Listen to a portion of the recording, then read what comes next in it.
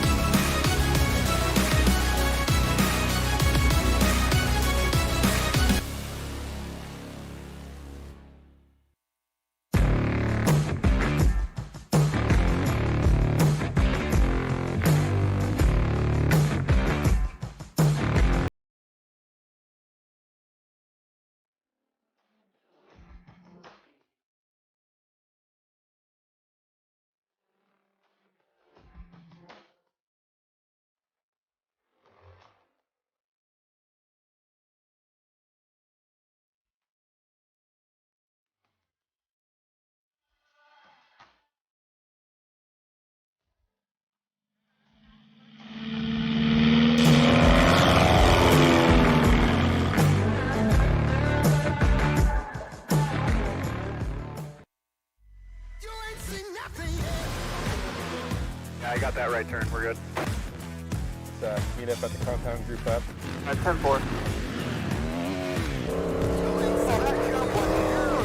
Yeah, for sure, dog. Good, little driver. Straight on through.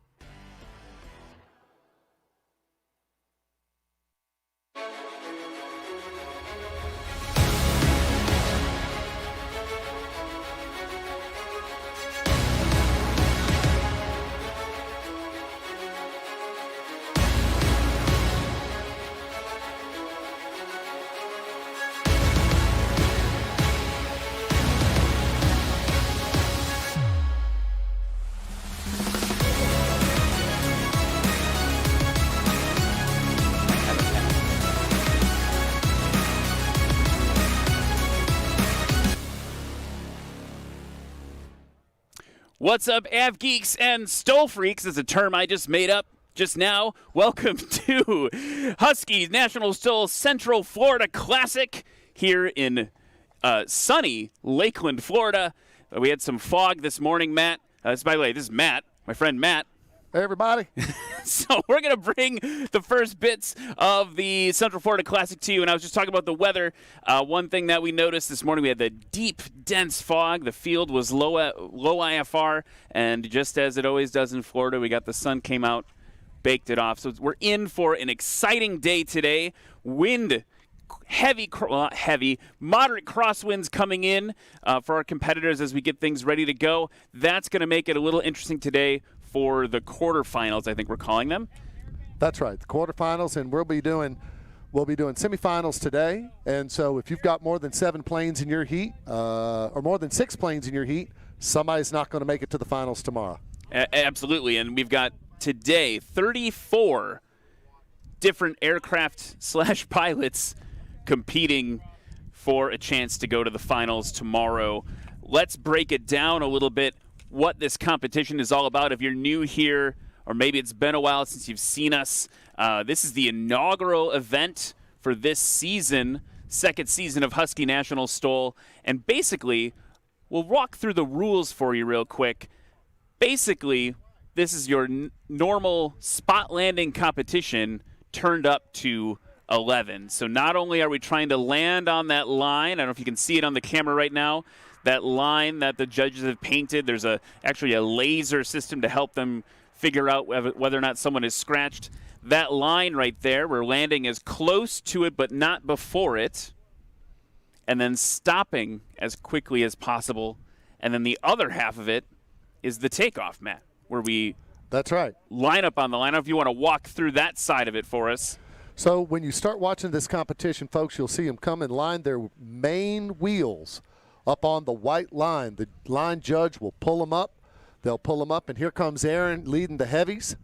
And they'll pull them up to the line, stop them on the line, and then you're going to hear the engines wind up. We have a 185 competing today. Very exciting. Right? So it's going to get real loud out here. Not as loud as it's been with some competitors. But then as you pull off from the line, you'll hold the plane with the brakes, apply full power, let the brakes off, and as soon as you think you can fly, you're going to pull back on that yoke, and you're going to see the flaps drop, and the noses go to the air, and these guys will take off. So let's talk about that lineup. I've got it here. Is it A1 through A4, yeah. Okay, so heavy touring. Let's talk about heavy touring for a second. I say every competition that heavy touring is one of my favorite classes because the airplanes are big. Airplanes are big. And there's more to it than that, though. With a big airplane, you've got a lot of weight to manage. You've got to manage your speed differently. The other side of it is that these are aircraft that you see often at your home airport. That's right. These are the cross-country planes, the back-country planes, planes that go do work. And so that's what I like about heavy touring. In heavy touring, let's give a little bit of an overview. This is FAA certificated single-engine land models that are gross weight from 2,500 pounds to 3,600 pounds. So those are big boys, big chunky boys out there. Oh, yeah, and they have a lot of carrying capacity also. So these are planes that you can put 4 grown people in. You can fly. They've got a lot of range. And, of course, what we're doing with them here is demonstrating that not only are they fast and big and can carry a lot, they can also land really, really short. And here comes Aaron Greer. Now one thing about Aaron's plane, he's got an awesome cowhide upholstery all the way in the back of that aircraft. I've never seen inside of it before. It's awesome. Oh, it's beautiful in there. It's beautiful in there. It's so big, Aaron sleeps in it all the time. Kidding. He can stretch all the way out in that aircraft. It is huge in there. He's got all the space in the world and a cargo door on the left side. All right. So Aaron's about to get taxied up to the line per the Air Boss. Let's walk through the lineup for heavy touring. We've got Aaron Greer in that 1959 Cessna 182 Bravo model, followed by Rob Haglund, 1973 185 Foxtrot model. That's right. I don't even know Tim Foniska. I'm probably pronouncing that very wrong. 1959 Piper Comanche. That's right. And then bringing up the rear in the silver and green 180, Warren Grobelar. Warren, last season, the heavy touring one to beat. Yes, and he's the one to beat this year, too. That's why he's in the back. And you know what's interesting, though, on heavy touring this year, that Piper Comanche, and we have a 180 Cherokee, Mr. Jeff Abrams, who's going to be right behind me on this next heat. We have 2 low wings competing today. Don't see a lot of low wings when you think of Stoll classically, right? Stoll, again, for those of you maybe tuning in for the first time, short takeoff and landing. These are the planes or these techniques, and these planes are what you think of when you think about landing in the backcountry. Maybe you've seen that on YouTube, landing on a mountain, landing on a short grass strip somewhere, really taking aircraft to the absolute edge of their performance in terms of takeoff and landing performance. So getting into a backcountry strip, or I'm from Wisconsin, a lot of like small farm strips. That's right. Go there, I don't know, harvest some corn. If you get up where into Steve Henry country, they have a lot of strips that are out in the back that Comanche could get in and out of. That you would think they're backcountry strips, but as you're going to see in the hands of a skilled pilot, even a low-wing traveler like a Comanche can get in and out in some pretty short distances, which we're going to find out what he can do here in just a minute. Here comes Aaron up to the line. Aaron's up to the line again, Cessna 182. Love that tail art on the back of that plane. There he goes. Got the goat. And he's dropping the flaps, pulling up. Outstanding. What do you want to call that, 225? I learned at Swamp Stoll that you are incredibly good at estimating these, so Yes. I'm going to defer to you on that. Now, one thing you're also going to see is the difference between the Okay. effectiveness of manual flaps and electric flaps. There goes that 185. There goes Rob, tails up. Tails up. Bring that tail down, Rob. Get her off. Now, So what, Rob took off in about 325, and I think he can do a lot better than that. You'll notice that he kept his tail low, which kept his drag high. And so he'll start letting that tail get a little bit higher and a little bit higher. But that 185 with those supersonic prop tips, he's very loud. Now here comes the Comanche. love the fact that this may be, we'll have the judges in the box check, maybe the first time that we've got a retractable gear. Yes. I'm hearing in my ears the first Comanche ever to That's enter the right. competition. Pretty good showing for a first takeoff there. I love that it's Yes. the first one with retracts too. Now we have had exhibition class aircraft that have been amphibious that have retracts. That's correct. But I think, and correct me if I'm wrong, I believe that was the first takeoff in National Stoll history of a Absolutely. retractable gear aircraft. Here's was. Warren on the line. Warren Grobelar, ladies and gentlemen. Tail up immediately. See, he got that tail up high. Now he's going to slam her down, and up he goes. That was pretty conservative for Warren. You know, we're in our first round, and so you got 3 tries, ladies and gentlemen, 3 tries in the pattern to get your best score. So you might see on this first one some more conservative flying. What they're trying to do is get a score, quote, in the books, because if you scratch, it doesn't count. Right, and a scratch is landing before that white line. That doesn't count. We measure that by the main wheels of the aircraft. So on a tailwheel aircraft like Warren's, those are those front big fat tires. On the Comanche, those are the ones in the rear. It's where the pear right. is out of the So triangle. those are the main gear. Aaron's first takeoff was 168. All Here he right. is, low and to the left. You can see him fighting that crosswind coming in. He's having the crab. He's going to correct that crab right before he lets him hit. And Holding it off. oh, he held Got it a off. little bit That's of a okay. balloon, but That's he's still okay on the because board. he got one on the board. He had a great takeoff at 175, and now he's going to stop in around the 375 mark, and that's outstanding. Okay, so he's got one in the books. Very important because you know what? Even Steve Henry scratches every now and That's again. true. Steve That's Henry right. does I'm talking scratch about every you, once in a Steve. while. That's right. Rob Hagland, in the Cessna 185, low and to your left. A little bit of a different technique here. Now he's going to drag it in. He's going to drag it in on the motor. Now what he's doing is he's trying to establish a stable approach here, power stabilized approach, and then he's going to cut it. Very That's close to very the line. good. That No, was that was very good. extremely competitive.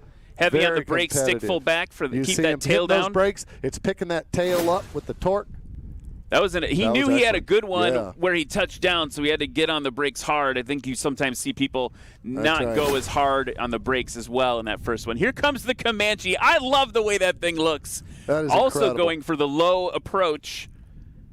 Now Ryan, you're the av geek here. What's his cruise speed on that Comanche? 165, 170 knots? They're fast. That was me. They are fast. We can Google it later. He's good. Excellent He's fast landing. and good. How Kicking up all that dirt. The about judges that, are running to ladies get. and gentlemen. Holy cow.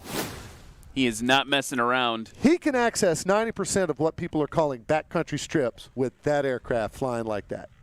And I Absolutely. think that is one of the things that I've learned as a more of a general aviation pilot as I've gotten to be integrated into the Stoll community is airplanes can do a lot more than we think they can. Absolutely. Especially some of these maybe non-classic bush planes. Now- Warren now look how Grobelar high Warren's coming in. coming in high. He's Coming in hanging high, it he on wants the that high power angle curve of there. attack. He's got a nice high angle of attack. Crosswind's not too bad. Pull that nose up, Warren. Oh. I don't know. We're waiting on Eric to call it, scratch or not. He says good. He says good. We got the thumbs up. He says good with a. All right, we're going instant replay. So that's going to instant replay for Warren. Now, That's the right answer. Warren didn't play that as safe maybe as we thought he would. No, he came swinging out the gate, and that's a technique. That's a technique. Don't ever waste a chance. Now, if you're in the crowd, make sure to wave to the pilots. All Most of them have right, their go ahead, windows Aaron. open. They can hear you cheering. Looking good, Aaron. Aaron did great there. I'll talk a little bit about the conditions as we get ready for round 2. I'm going to pull up the weather here. I believe we have basically a direct crosswind. That's correct. We have a direct crosswind going. Every now and again, it'll quarter into scratched by Warren. Sorry, Warren. So Warren still needs to get on the board. So current weather conditions. Look, They're a little I gotta old. tell you, 360 I gotta at give 7. Tim is killing, Tim. Way to go, man! He's got a nice paint job on that plane too.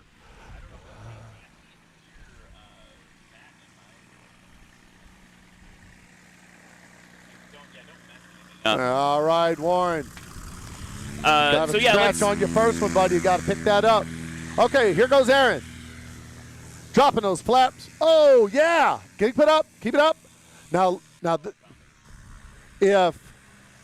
if Aaron were to sink back down and touch his tires to the grass again after getting that initial pop off of the runway, that would have been his score. So it's important that once you take off, that you sit on that bubble and stay in ground effect until you can gain enough speed to take off and gain altitude. Here comes the plug your 185. ears for that one, folks. Here goes the 185. That 185 is loud. Here he comes. Slam that tail down. Tim Finesca coming up to the line. I'll tell you what, Tim is really getting some great performance out of a retractable gear Comanche. Also, just a beautiful airplane. Oh, shut the front door. That thing is gorgeous. Look at that paint job. That is awesome.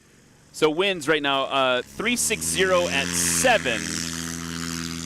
You can see from the flags that occasionally they're getting a little bit of a headwind component, but it's mostly crosswind for them. And you're going to see, I think we can see it here with Warren pulling off to the left side of the runway to try to turn into the wind a little bit more. Exactly right. And you know, the first person I saw do that was Hal. Hal Stockman. Hal Stockman was the first person I saw do that. Whoa, there we go. Tail up hard, coming from left to right. Oh, that's a good one. That's a good one right there. I hope he doesn't scratch on the way back in. Milking those flaps off, keeping it down in ground effect. It's just about getting the wheels off, and you'll see now Aaron Greer turning left base, kind of higher to the left right now. Yeah, now you'll notice Aaron is going to come in on a high angle of attack. He's not going to drag it in. Or he might not drag it in. He's got the proper altitude now. And what you're trying to do is come in at that high angle of attack and then bleed all that speed off at the very last minute.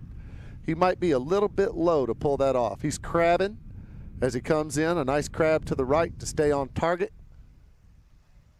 Crabbing to the right makes it look like we're the target. Exactly. Here in the booth. That's kind of scary.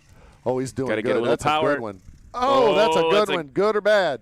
That was close. All right. Eric says good. And now he's going to stop in about 250. That did activate the line laser, the scratch laser. Scratch. So that was a scratch. That's you know, I don't know. Maybe Aaron. it's because you're a competitor as well in the light touring class, Matt. But I feel like you are always shifting towards is good. Always deviate to the good. Always deviate towards a good run. Always. The glass is half full. It's always half full. Optimistic. Always be optimistic. Oh, now here he comes, dragging it in. Here comes Rob. Now, Rob in that 185, he had a really good takeoff. Now, you notice he's got some very small wheels there. Held it off. Okay, held it off. Perfect. He's got a lot of speed now from that extra burst of power. That's right. Now, that's always the problem. If you give it that burst of power to get you over the line, now you've put energy back into the aircraft. How are you going to get that energy out? Well, it's got to be the brakes. That's heavy on the brakes. Low and to the left again. You, Tim is really impressing me with this Comanche. This is some outstanding flying.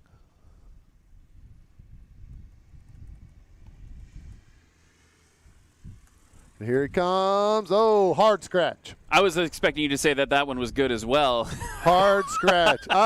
Even I can't give him the benefit of a doubt on that one. Hard scratch on that one. Ryan, even I can't give him the benefit of doubt on that one. It's just going to happen. So you asked before about the specs of that Comanche because we don't see Comanches very often. No, we don't. Stall speed of a Comanche 250, like Tim's got there. Okay. That's a 55 knot stall speed. And let's see. Let's find what you asked about.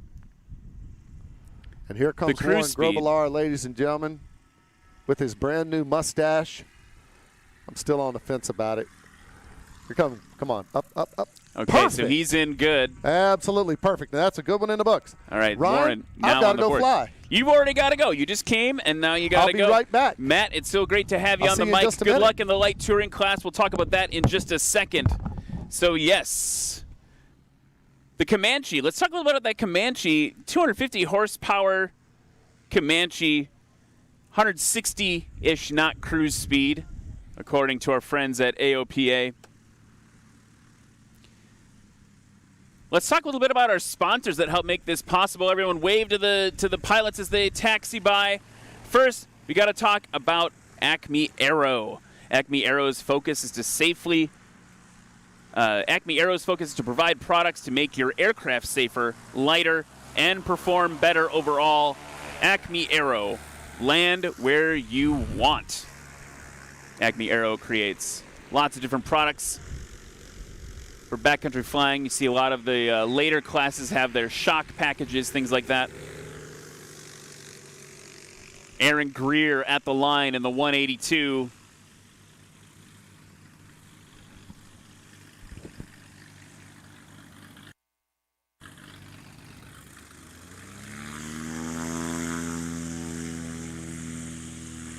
Starting that run with a little bit of flaps and popping them all out. But unfortunately, I think yanked it off a little too soon. Flaps a little bit too soon. You saw he bounced a couple times. In that case, we take the measurement from the last time the wheels left the ground. So that'll be a bummer for Aaron Greer, but he's got a good one in the books. Rob Hagland at the line now in that 185. Pushing that yoke forward to get the tail off the ground. Get some speed. Flaps, and he's off. That was a very graceful takeoff for Rob. Tim Finesca and the Comanche coming to the line now.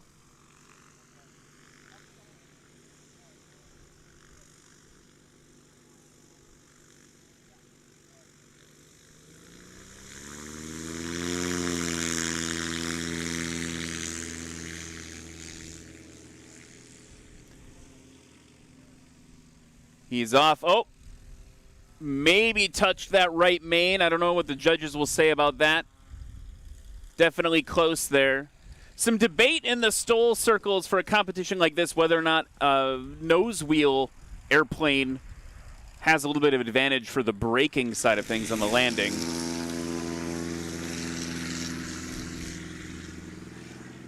And Warren's off, I'm going to guess, just over 150. Maybe 175 it actually looks like. Parallax is hard to measure from here in the booth. That's why I'm always so impressed with Matt when he gets it right.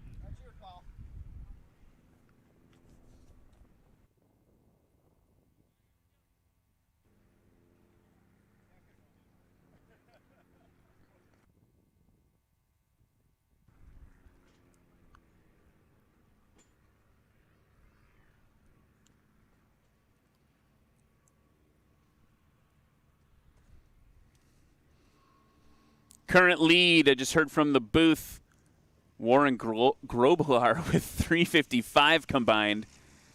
Having to goose that throttle. He's just over the line. That's Aaron Greer in 2384 Gulf.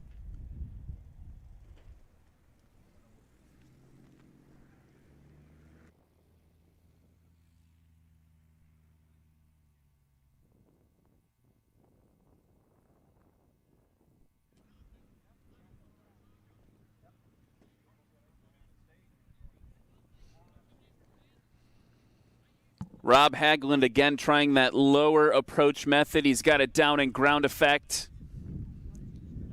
Very low into your left.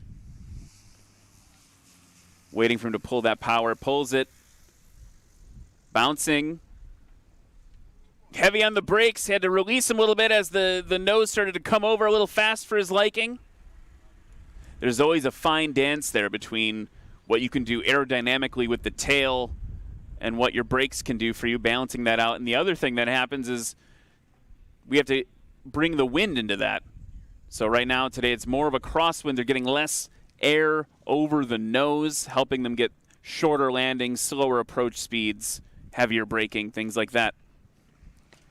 Tim Finesca. Ooh, that was a close one. That one is under review. It looked clean from here. But again, I'm seeing things from an angle, a bit of an angle. And last but not least, Warren Grobelar, high interior left, really hanging it in now, especially with the winds the way they are today. Such a beautiful aircraft. Currently leading the class. Here he comes. Very high. Starting to get some sink. Excellent. Excellent. And he's got it stopped. We've watched Warren travel all over the country and watching his skills increase and increase. He's just definitely the one to beat in heavy touring.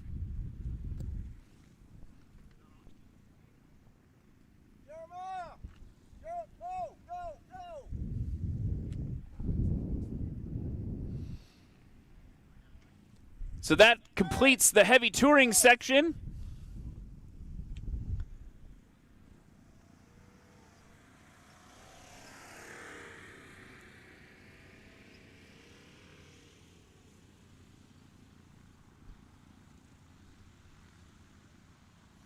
So as we get ready to start light touring class, I'll give you an update on the scores right now. Warren Grobelar, first place with 355. Aaron coming in with 592.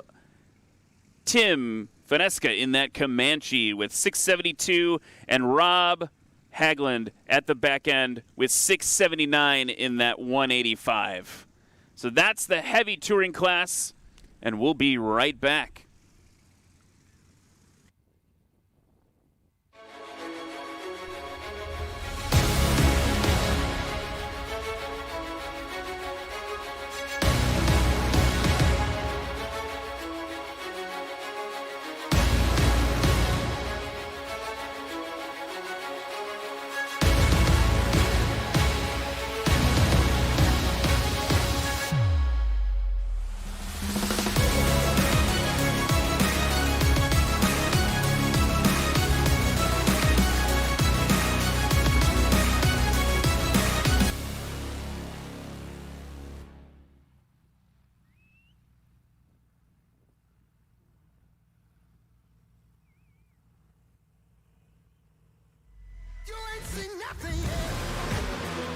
Yeah, I got that right turn. We're good. Let's meet up at the compound group up. At 10-4. Yeah, for sure, dog. Good, little driver. Straight on through.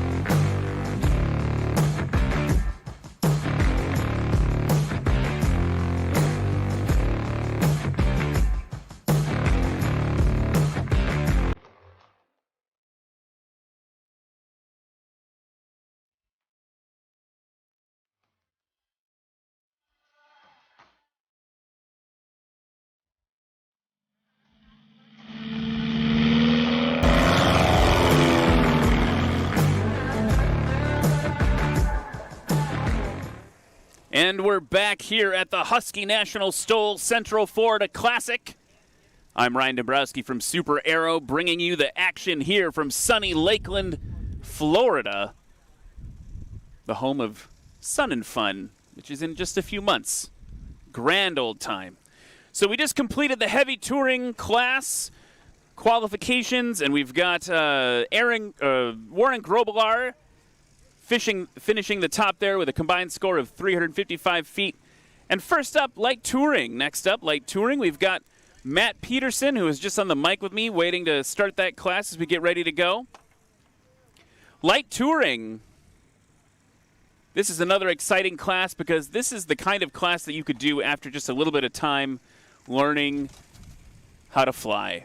Cessna 172s, Piper Cherokees. We've got two 172s. We've got a Maul. We've got a Cherokee 180, a Cessna 170. Lots of those aircraft that you could totally fly. A lot of attainable aircraft in terms of ownership. These are the aircraft that you probably trained in if you were a pilot. Very exciting to see them used in this way.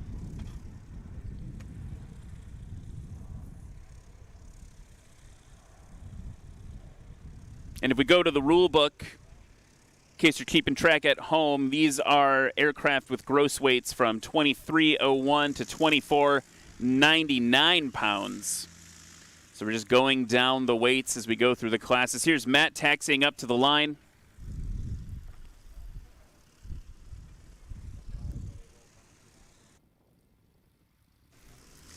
Here he goes, full throttle. Matt Peterson, 1957 Cessna 172. Got that tail real nice and low, but he's not off the ground yet. There he goes. See the judge on the end there running to get the takeoff score. He did get it just off the ground. It's a question of whether or not the judges saw it exactly right. Jeff Abrams in the Piper Cherokee 180. Beautiful 180. We've seen him all over the country competing in National Stoll. Pops those flaps. Yoke back, nursing it off again. Wind has changed since the heavy touring. It's died down a little bit from where I'm sitting. Trevor Otto in the 1975 Maul. Maul, a very traditional Stoll aircraft, one you'd expect to see in the backcountry on a mountaintop somewhere. Look at this beautiful bird, Andrew Fife, Cessna 140. This is Andrew's first competition, a Stoll rookie. We'll see what he does with that. Love the old vintage beacon on the top there. And he's giving it the beans. Got that tail off the ground. 140, a little less power than some of the other aircraft in this touring segment. And now a giant airplane shows up after Andrew. We've got Joel Dobson in a 172. Tailwheel 172 with the fat tires. It's doing a really good 180 impression there.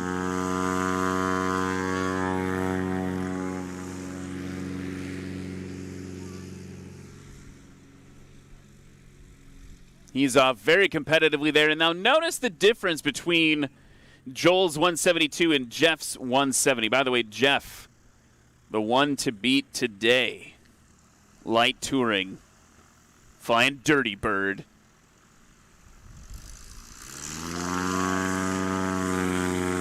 Jeff Pohl, heavy on the throttle, stick full forward. Yoke full forward, dumping those flaps, and he's off quickly. I'm going to say that's somewhere between 175 and 200 for Jeff. And just like that, if you look to your left, you'll see Matt Peterson coming in on short final, crabbing into the wind. Matt was telling me he just did his biennial flight review, and the DPE was very impressed with his Stoll technique. Holding it off, Matt. There we go. So he's safe. He's in the books, Heavy, heavy on the brakes. That nose wheel is just compressing.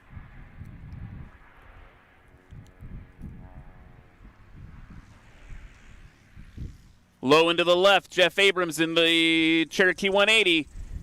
That's a close one on the line.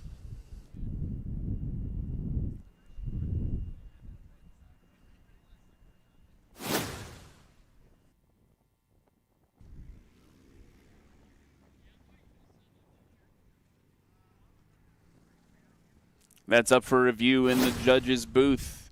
Here comes the Mall. Trevor Otto at the controls. November 9-9 Hotel Kilo.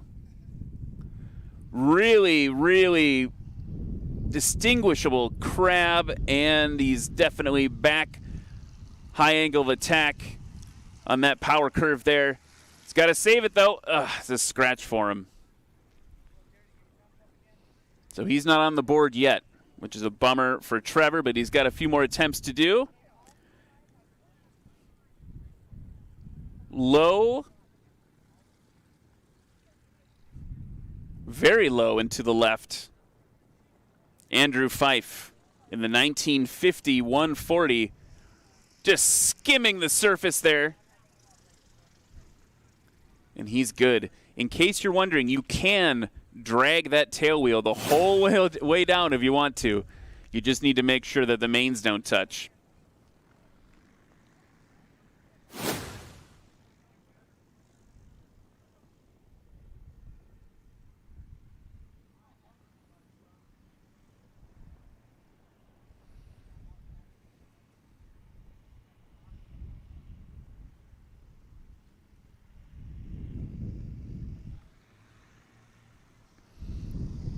You can hear Joel Dobson working that throttle as he brings it in. Very smooth landing. I'm going to guess just over 200 feet for that one. And high and to your left, Dirty Bird, piloted by Jeff Pohl. Bring it in slow. Jeff does not come to play around. He comes to compete. So you're going to see some impressive performance from him today.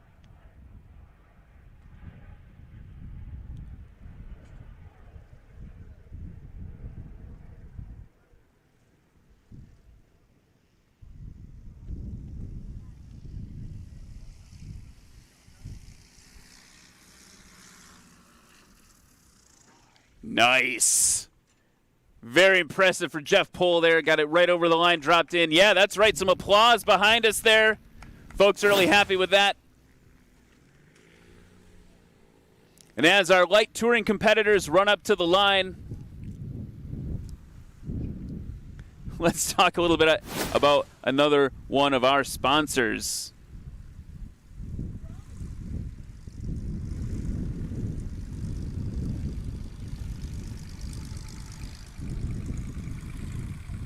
Let's talk about Aviat Aircraft. Aviat Aircraft is where luxury aircraft and backcountry meet. You'll find Aviat Aircraft there. Many manufacturers claim to have a huge mission profile, but only the Husky delivers. With semi-Fowler flaps, Husky allows for shorter takeoffs and landings to get you in and out of the backcountry in the most efficient way possible. Come on over and meet America's favorite tail dragger, the Aviat Husky. Faster, stronger, and more. All right, it's time for round 2 of light touring. Matt Peterson, also known as the Colonel, because he's a colonel. Getting ready to go.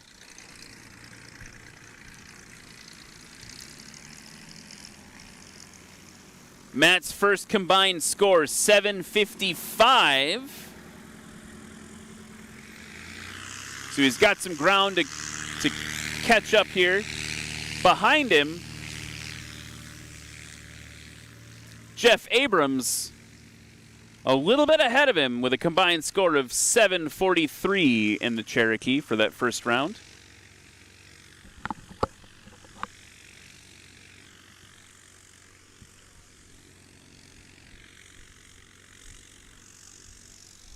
Just waiting for a little separation there. Again, you see even the Cherokees, right? Even the aircraft that you wouldn't normally think of for it, taking one side of the runway to try to get as much of that crosswind component turned into a headwind. Jeff Abrams is off the ground. Hailing from Verona, Wisconsin, fellow Scotty like me, here's Trevor Otto in the mall. If you remember from first round, Trevor DQ'd, so we still got to get on the board here. I bet that was one heck of a flight.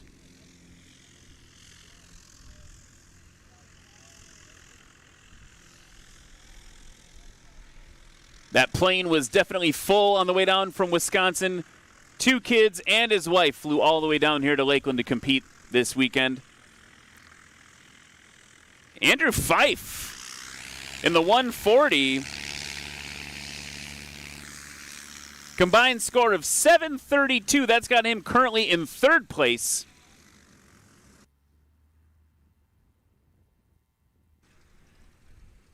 So even with less power than some of the other competitors, he's piloting that thing right off the ground. You see him turning into the wind there to try to get a little extra on the nose. Currently 2nd place, Joel Dobson in the 172 tail dragger.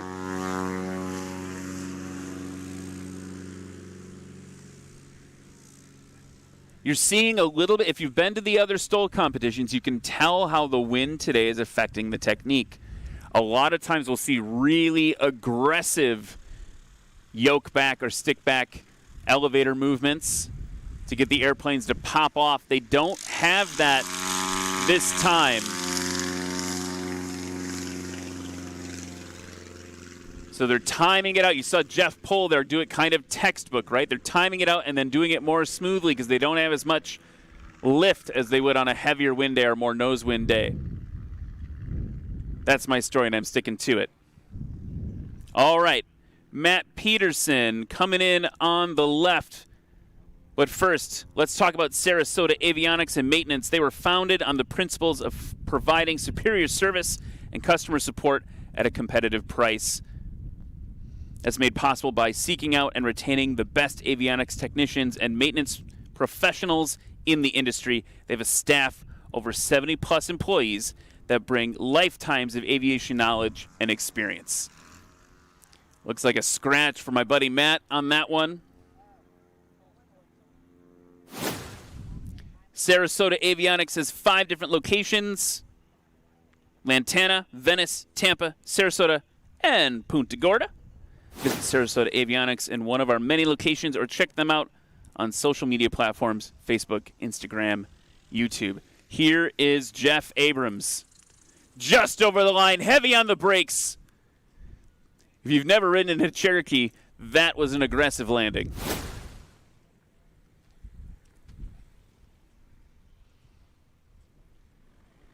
Couldn't ask for, as you watch the instant replay there could not ask for a better approach.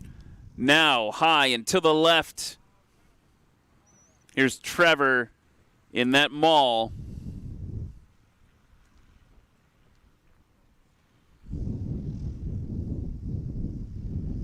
Definitely working the crosswind, crabbing into the crosswind. He's got those flaps down, nursing it off. Another scratch and a bounce for Trevor. Really, the scratch is the bigger deal than the bounce. So Trevor's got one last chance to get on the board. Hope he can do that coming all the way from Wisconsin. Andrew Fife in the Cessna 140 on the left. Beautiful aircraft. It's a miniature Warren Grobelar impression. And that's also a scratch there for Andrew Fife.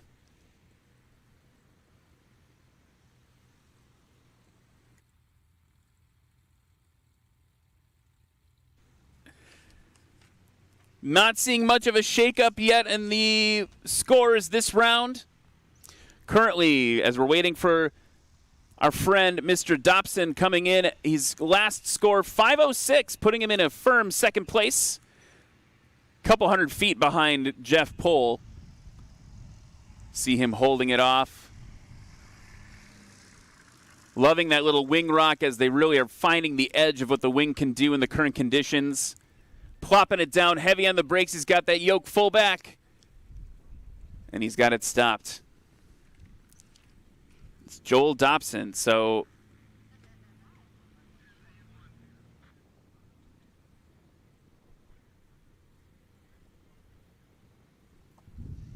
here comes Jeff Pohl.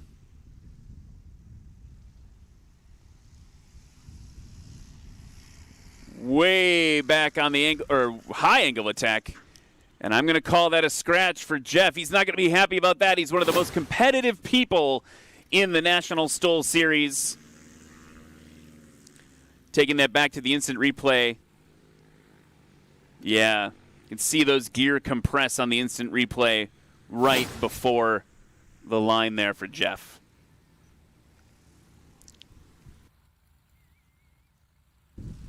So that's one more round to go for light touring. Everyone, give him a round of applause if you're on that fence line. If you've ever flown Stoll before, you know how much work it is. And they can hear you, too. Yeah, I hear some cheering. Woo-woo! Getting lined up for the last go-round. Let's talk about the scores. Slight shifts. Jeff Pohl, 324 combined. Joel Dobson, 477. Andrew Fife, 732. Nipping at his heels, Jeff Abrams, 743. And just a little bit beyond him, Matt Peterson, 755. So you kind of see a battle for first and then a battle for third place right now happening. Let's be honest, Joel Dobson's got a lot of ground to cover on this last one if he's going to unseat Jeff. But it's anyone's match probably to get into third place. So the 140 will have to defend itself. Here's Matt, Mr. Peterson. Timed that one just right.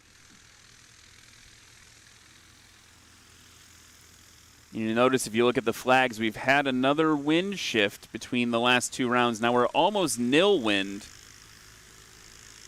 Flags are barely moving.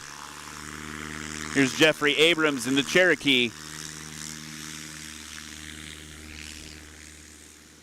Flaps dropped. Can he get it popped? There we go, nursing it off.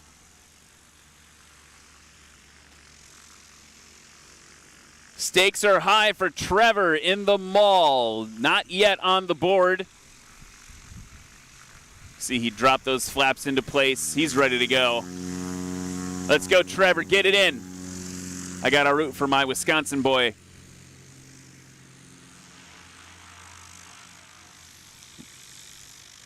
Very clean takeoff for Trevor. He's just got to get the landing sorted out, get on the board. Okay, third place, Andrew Fife. 732 is his best score so far combined. Again, what we do is we take the takeoff score that you'll see here, the judges will measure where the aircraft leaves the ground, and then we add that number to the landing number, which is, again, the distance from the line to where the main gear stops. And as you'll see as we get further and further on into the competition, you might have competitors where the brakes fade or the airplane even ground loops. Then we measure from the main wheel that is furthest away from the line. Joel Dobson in the 172.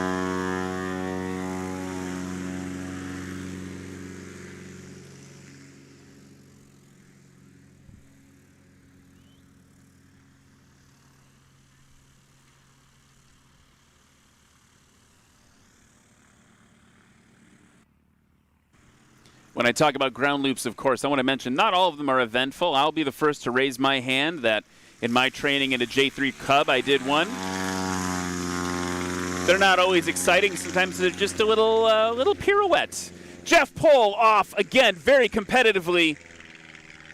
somewhere between 150 and 175 feet. I want to put that in perspective. If you're in the crowd or watching online, I don't know when the last time you've taken off in a 170 or 172 that short. You know, at my airport, most of us are cranking in hundreds of feet in our landings, very casually in our 172s. Here comes Matt Peterson on the left. Short final. Currently in second to last place because we have DQs for Trevor so far. So Matt, with a strong land, he could pop into third place.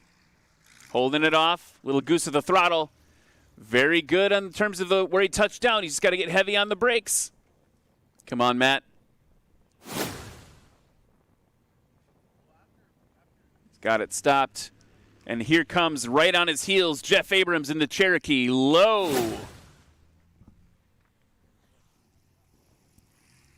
A lot of speed. Well, it's a little fast. He's got it down.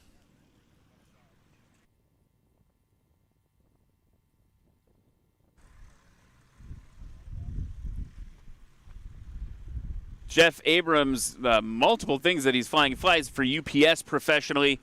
Also doing some helicopter stuff in an R-22 and short wing Cub. I'd love to see him bring that short wing Cub out here as well. Okay, here we go in the mall. I'm rooting for you, Trevor. Let's get this thing. Let's get one on the books.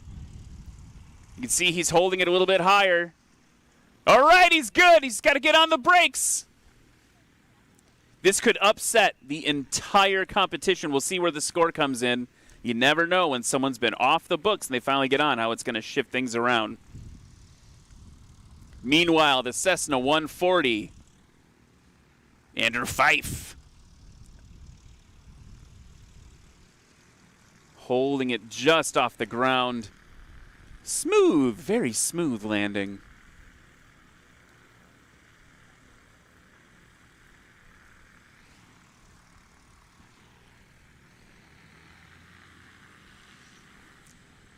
And then here's Joel Dobson. Takeoff this round was 258, which was not his best. But that second round DQ is going to get in the way of that. His best landing so far was 196 on a DQ.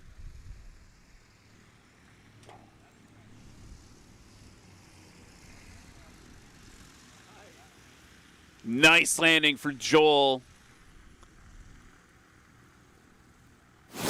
Very nice landing for Joel. Let's look at that on the instant replay. Whew, pretty close, but he saved it. And just like that, what I'm hearing from the booth, Trevor did upset some things with his good landing, getting on the books. Looks like he's going to be in third place presently. As we wait for the scores to update on our screen here. Here comes Jeff Pohl in Dirty Bird, 4-3-1-1, Bravo. Oh, close to the line. That one's going to be under review. He's got it stopped short.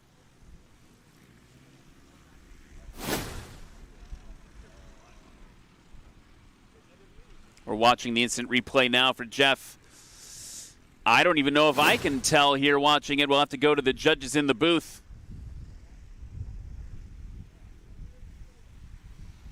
They're reviewing right now, and that's what you want, right? You want it to be so close to the line that they can't tell unless they look at video to make sure that it is good to go. I'll get you scores for light touring qualifying in a second as our Busch class shows up to the line. While we wait here, let's talk a little. They're still reviewing in the booth there on that last landing for Jeff Pohl. Let's talk about another one of our sponsors, Fat Tire Cowboys. Got to meet these guys down at Lone Star Stoll a couple months ago. The Fat Tire Cowboys are an aviation adventure brand steeped in cowboy lore. Each member has a deep connection of aviation, Texas, and farming ranching operations. Fat Tire Cowboys focused on spreading the passion for aviation, the love of God, and a life well lived. Now let's go to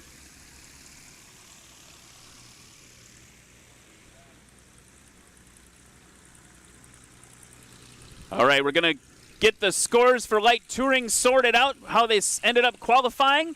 Going to head to commercial. Be right back here in Lakeland.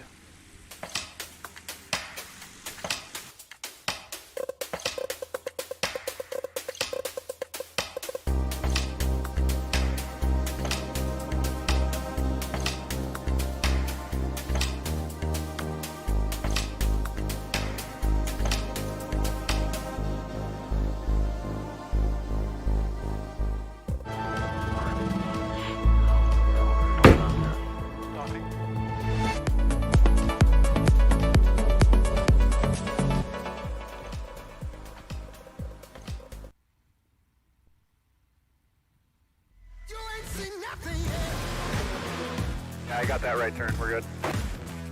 Let's meet up at the compound group up. That's 10-4. Yeah, return, dog. Good, little driver. Straight on through.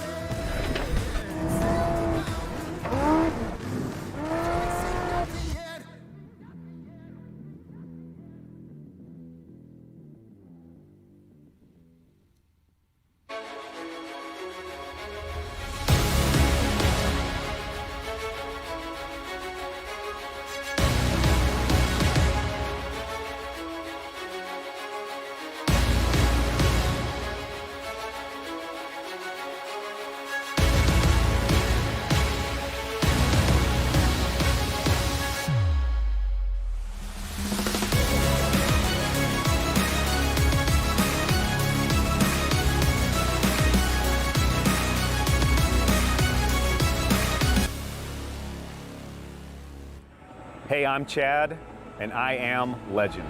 So once I decided I wanted to buy a Bush plane, a Super Cub, before I began my research, I had never even heard of Legend Aircraft. I had heard of a couple different manufacturers, and that's really what I started with when I started researching. It was only through doing different Google searches and getting on the forums and hearing about this Legend brand that I began to really research them. And what I know today is Legend Aircraft is the best kept secret in aviation. It doesn't appear to me that they spend their money on a lot of marketing and advertising. They spend that money on research and development and into building a great product. Another factor for me, aside from the build quality differences, the willingness to customize, the customer service, their willingness to sit down and almost do a kind of a ground up one-off creation. On top of that was the other manufacturer that I was looking at. If I were to spec out this plane as close as they could get, I was getting less value, a less rugged, less sturdy, not as well built airplane, and an airplane that ultimately at the end of the day was not exactly what I wanted. That plane spec'd out at about $100,000 more than the Legend Aircraft version. And what I ended up with here with the AmeriCub was exactly what I wanted out of a Bush plane and out of a Super Cub. And Legend Aircraft was willing to build that for me.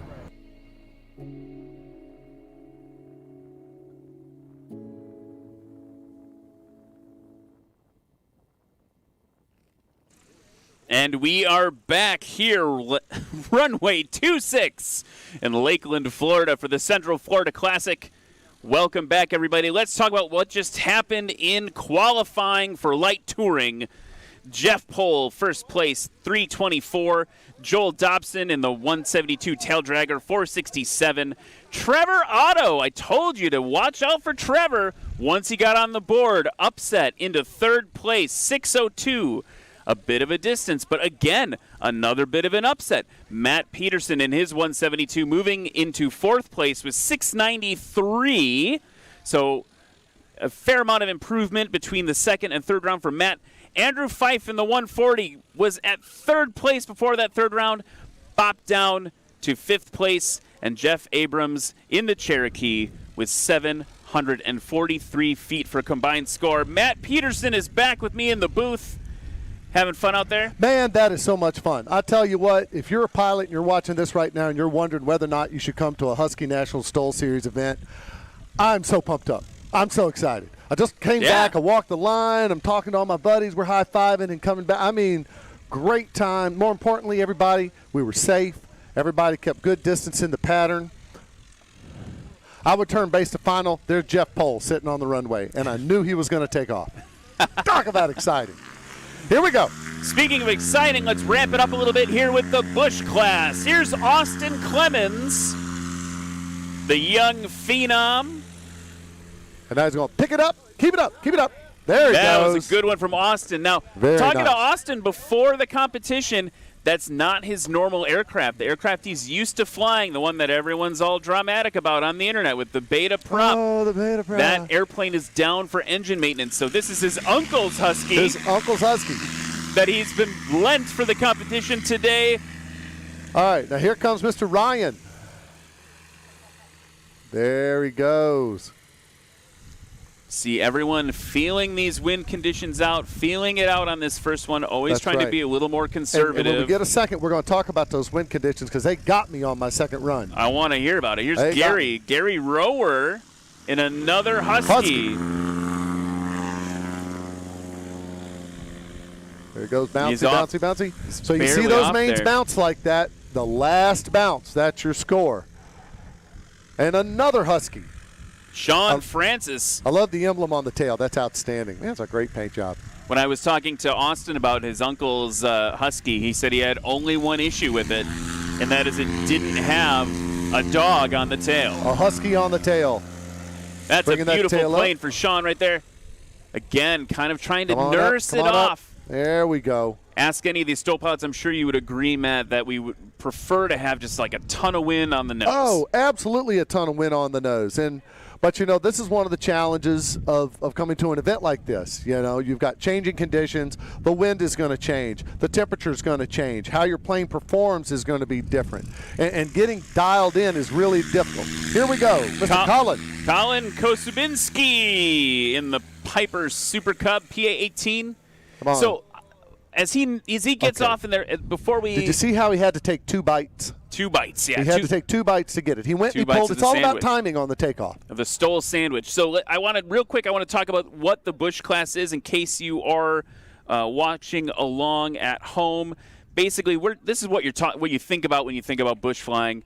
These are the Huskies, the Super Cubs, airplanes that have been around for a long time, right. Venerable backcountry aircraft.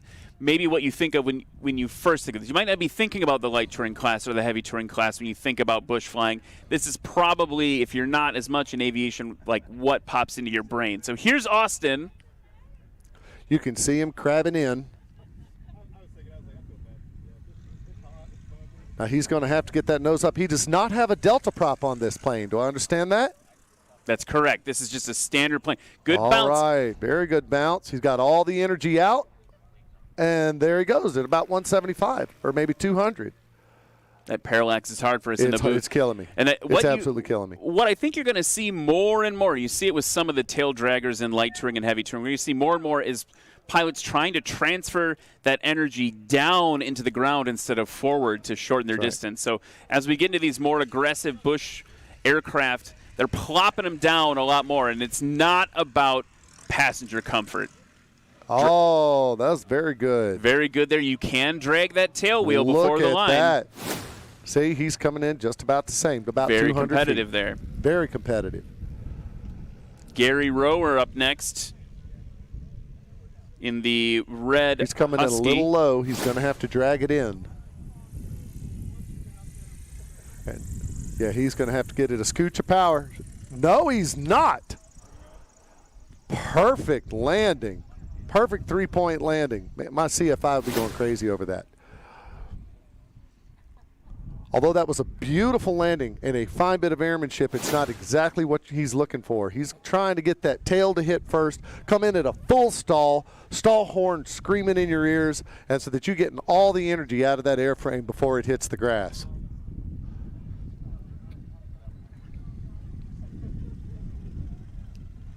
Who we got coming in now? Mr. Sean Francis Sean Francis in an Aviat Husky with a Husky on the tail. You can He see could he's win bringing just in for more that right flap. there. More flap. He's in full flap now. He's about to get that nose up, and there he goes. Very clean, very low. It did Very activate nice. the laser, but I could tell from here he was above the ground. That's right. So this Bush class, by the way, Look how competitive this class is. All of their landings are within 50 feet. it's going to be one to watch. So when you look at light touring, a class like ours, you know, there'll be some pretty wide disparities between, you know, somebody like Joel Dobson or Jeff Pohl and somebody like me or Jeff Abrams. Okay, here we go. Little burst of throttle there. Whoa, right on nice. the line. Very nice. Love Very watching nice. those landing gear compress under the Okay, weight. let's see where he is. About Also in that- 210. Yep, see, in that 200 to 250 range. All very competitive. And that also goes to speak to the pilot's skill when you come to an event like this. You know, these guys are good, and especially the guys who've been on the tour for a while, like Austin. Austin's been flying on the tour since he was 17 years old. Not looking too happy in the cockpit right there. I don't think he was happy with his landing. He can do better. well, He the can do first better, and one's he knows in the he books. can do better. And so he's thinking now that he's got, but see, once again, he was conservative on his first run. He got one in the books. And he's lining up All the way on all the left the way side. on the left side there. So when he takes off, get ready. You're going to see him kick it to the right just as soon as he pulls that stick back. Bush class, just to go to the rule book for a second, you're seeing Citabrias, Huskies, all the PA-12s, 14, 18s, Scouts, Stinsons. We've had some Stinsons in the Bush class before. Top Cubs, things All like right. that. These are weights Here he comes. 1321 to 2,300 pounds. Here comes Austin. Good tail slam. There he goes. Off in 200. Outstanding. And, you know, another thing to remember is of our bush planes, these are the heaviest bush planes. A Husky can carry a lot of weight. I mean, this is something you really use for backcountry flying. You can put a lot of camping gear, hunting gear. Here we go with the Super Cub.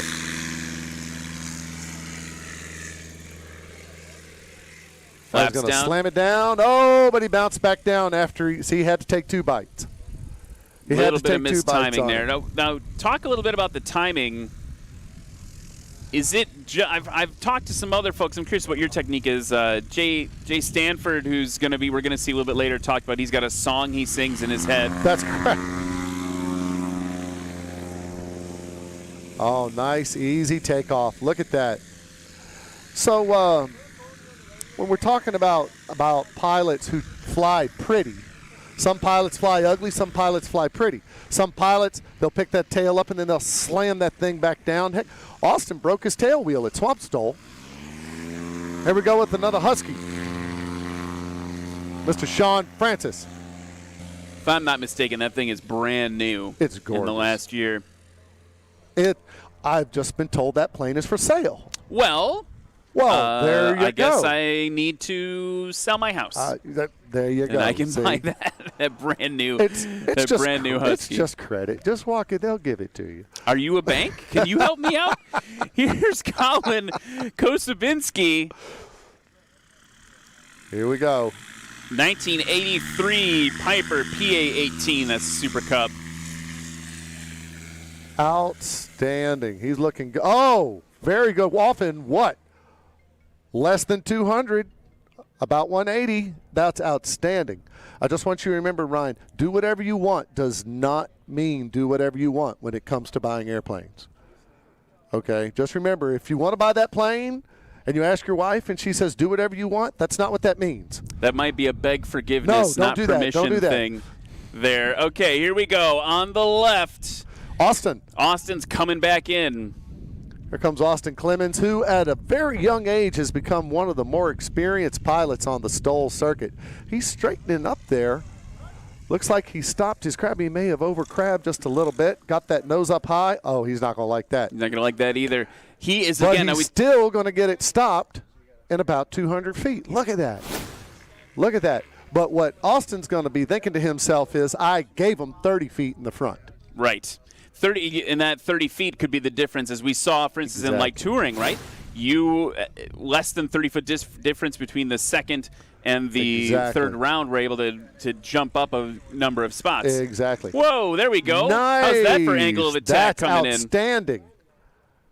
And look, he's going to show benefits from that. He's going to get down in less than 200 feet. I'm enjoying watching Ryan's tail dragging quite literally.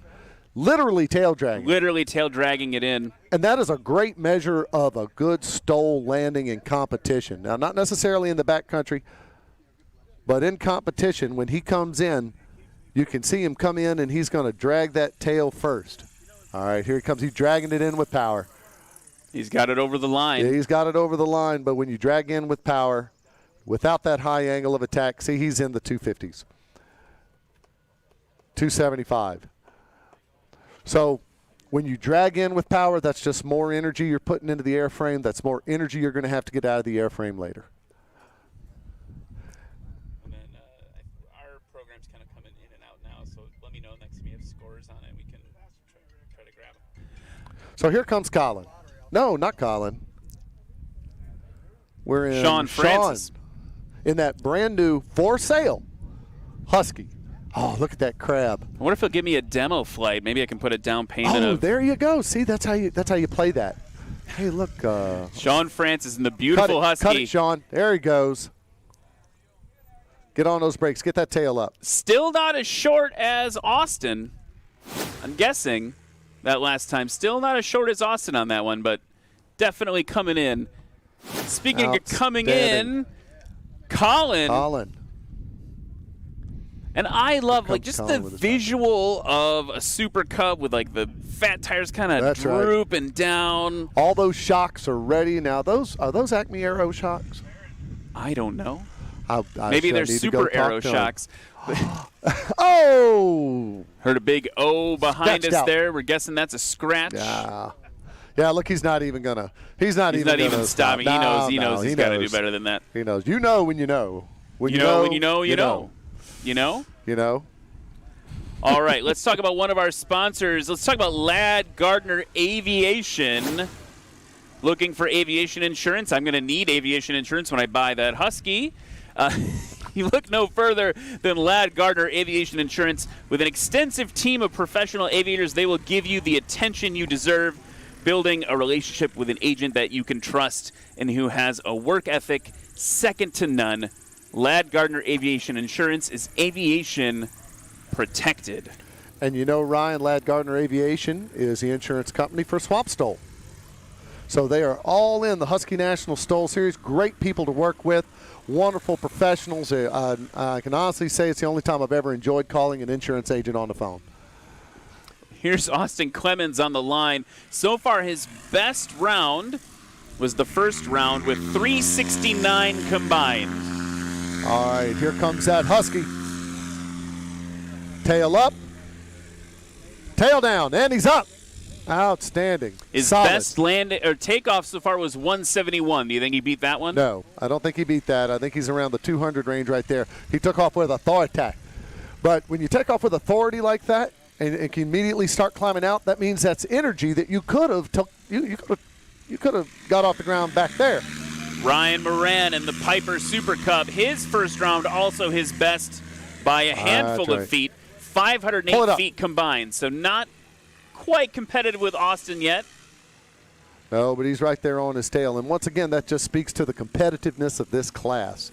Everybody's really, really tight. We have had places in the Husky National Stole.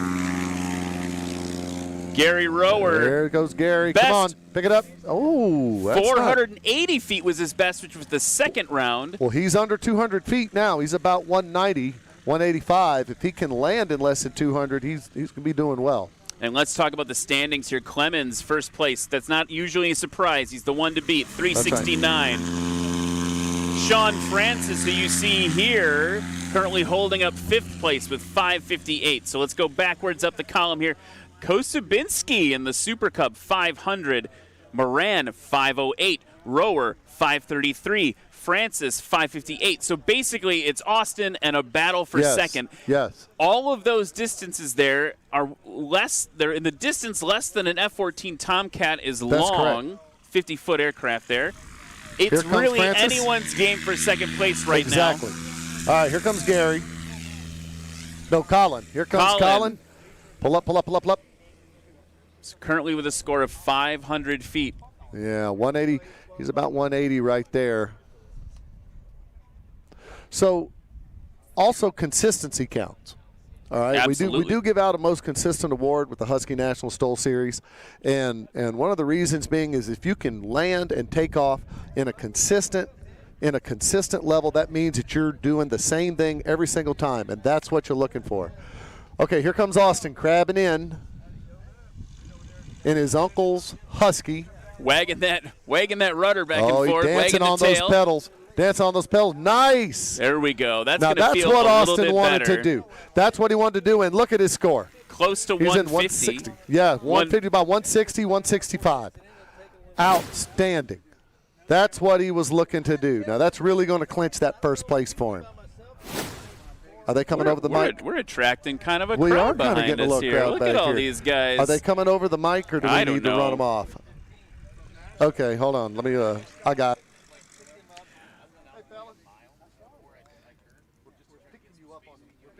There's Ryan Moran on the Super Cub there. Let's look at the replay. Very clean, very close there. And off in the distance, Gary Rower in that Aviat Husky. You notice, I mean, there's a lot of camaraderie out here with these pilots. This is one of the best things about these events. Here we go. You went full Colonel on those guys. Yeah, I kind of had to give him a little knife hand action there. Oh, is that in or out? Good or bad? I blinked. I missed it. Good or bad? I'm looking at Eric. What's the line judge call? Eric? What was that? They're Is that discussing good? it. Oh, Let's watch it on the replay hold on, we're here. getting a different call from the tower. We're going to have to go to instant replay on that one, folks. Too close. We got to go to instant replay. You know, I mean, folks at home can't. Something smells delicious. I know. That's the vendors over there. Man, they got a killer gyro. Everyone It's in the awesome. crowd here, get ready to eat something delicious. They got a killer gyro. I mean, I got want that last time I was here. In my Now face. here comes our for sale Husky. You really- I'm gonna get this my plane wife's sold gonna be for like, him. why are you home Look how yet? beautiful it is. Oh, he held it. No, he didn't hold it. He almost He kept didn't it off. hold it. Okay, but here we go back to the competitiveness. See, he's trying to come in right at that ragged edge, and that's what happened to me on my second one. I was coming in, dragging it in on power. The wind went away. Bump. There you go. You hit the ground 20 yards before the line. You know you scratched. Just, call it a day. Okay, All right. Here Kosubinski comes in Colin. second place. Look, Colin's with got his 500 nose feet. high. He's got his nose high. He's popping that throttle a little bit. Give it a little burst. Nice. Very good. Maybe a little bit further than he'd like. Very good. A little bit touchdown. further. Well, it's more than 200. But like you said, all these guys are chasing Austin Clemens today. And it's really funny to call an 18-year-old the veteran.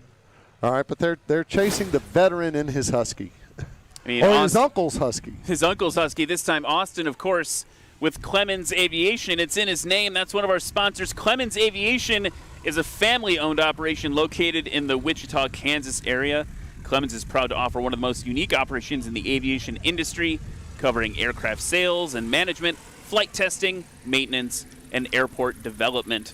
Are you ready to take off? Come see why our combined family experience makes Clemens Aviation the superior choice. So, Ryan, can we talk about Clemens Aviation for a minute? I mean, yeah, sure. You're sitting here talking about, oh, man, I wish I could get my wife to agree. Let me buy this beautiful Husky coming by There right we go, now. yep. Kristen, if you're watching at home, that's the one I'm going to bring. This is it, Kristen. I'm going to miss my flight, and that's the one I'm going to bring home. It'll take him a little longer to get home, but look at what he's bringing. Yeah, I mean, I don't know. Well, it took me a long time to get here. Really? But that's a whole different conversation. I had a beautiful flight in. It was gorgeous. The flight was fine. It took me as long to get my rental car as the flight from Wisconsin. Yeah. I feel like we could improve the operational the efficiency there. And that's what really is so awesome about general aviation is you can wake up walk out to Jack Edwards Airport, have a beautiful flight down the North Gulf Coast, and be here in 4 hours in a relatively slow 1957 airplane. It's just gorgeous. So let's wrap up the Busch Class qualifying here at Lakeland Airport. Austin Clemens, first place with 369, so not much improvement there between the rounds for him, That's but very consistent. Colin Kosubinski in that Super Cub, second place with 500. Only 8 feet behind him, Ryan Moran, That's also right. in a Piper. You said it was a battle for second. It really is a battle for second. And tonight at dinner, we're going to have to start psychological warfare operations. Everyone's going to gang up on Austin, right? Gary Rower, fourth place with 533. Again, That's right. I mean, that's a sneeze of a difference. That's right. Sean Francis bringing up the rear with 558. Again, just a handful of feet between Gary and Sean there to wrap up the Busch Class. Between second and fifth, 58 feet. Think about that. I mean, that's a really tight crew. That's a little bit more than an F-14 Tomcat, which they have won on the grounds here. Right here. I drove past it on my way in. Yeah, this is just a beautiful facility here. Of course, folks, if you don't know, we're here at the site of Sun and Fun. We have Stoll demos here sometimes during Sun and Fun during the summer. Currently, they're having the Central Florida Classic Car Show. And we're out here performing for a crowd of a few hundred people. Of course, it is Friday. Some people are still at work. It's all qualifying, getting ready for the finals tomorrow. That's right. That's right. Speaking of the airport, I have to bring a special guest on now before we wrap for our little lunch break. Standing. Yeah, we're going to go to commercial, and then we've got a special guest we'll talk to in just a minute.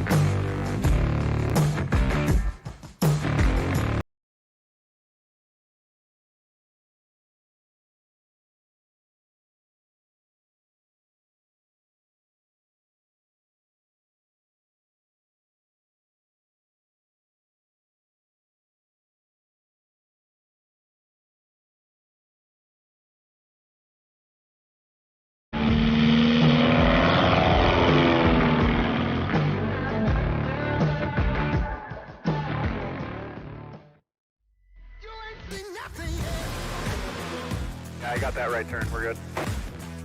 Let's meet up at the compound group up. That's 10-4. Yeah, for sure, dog.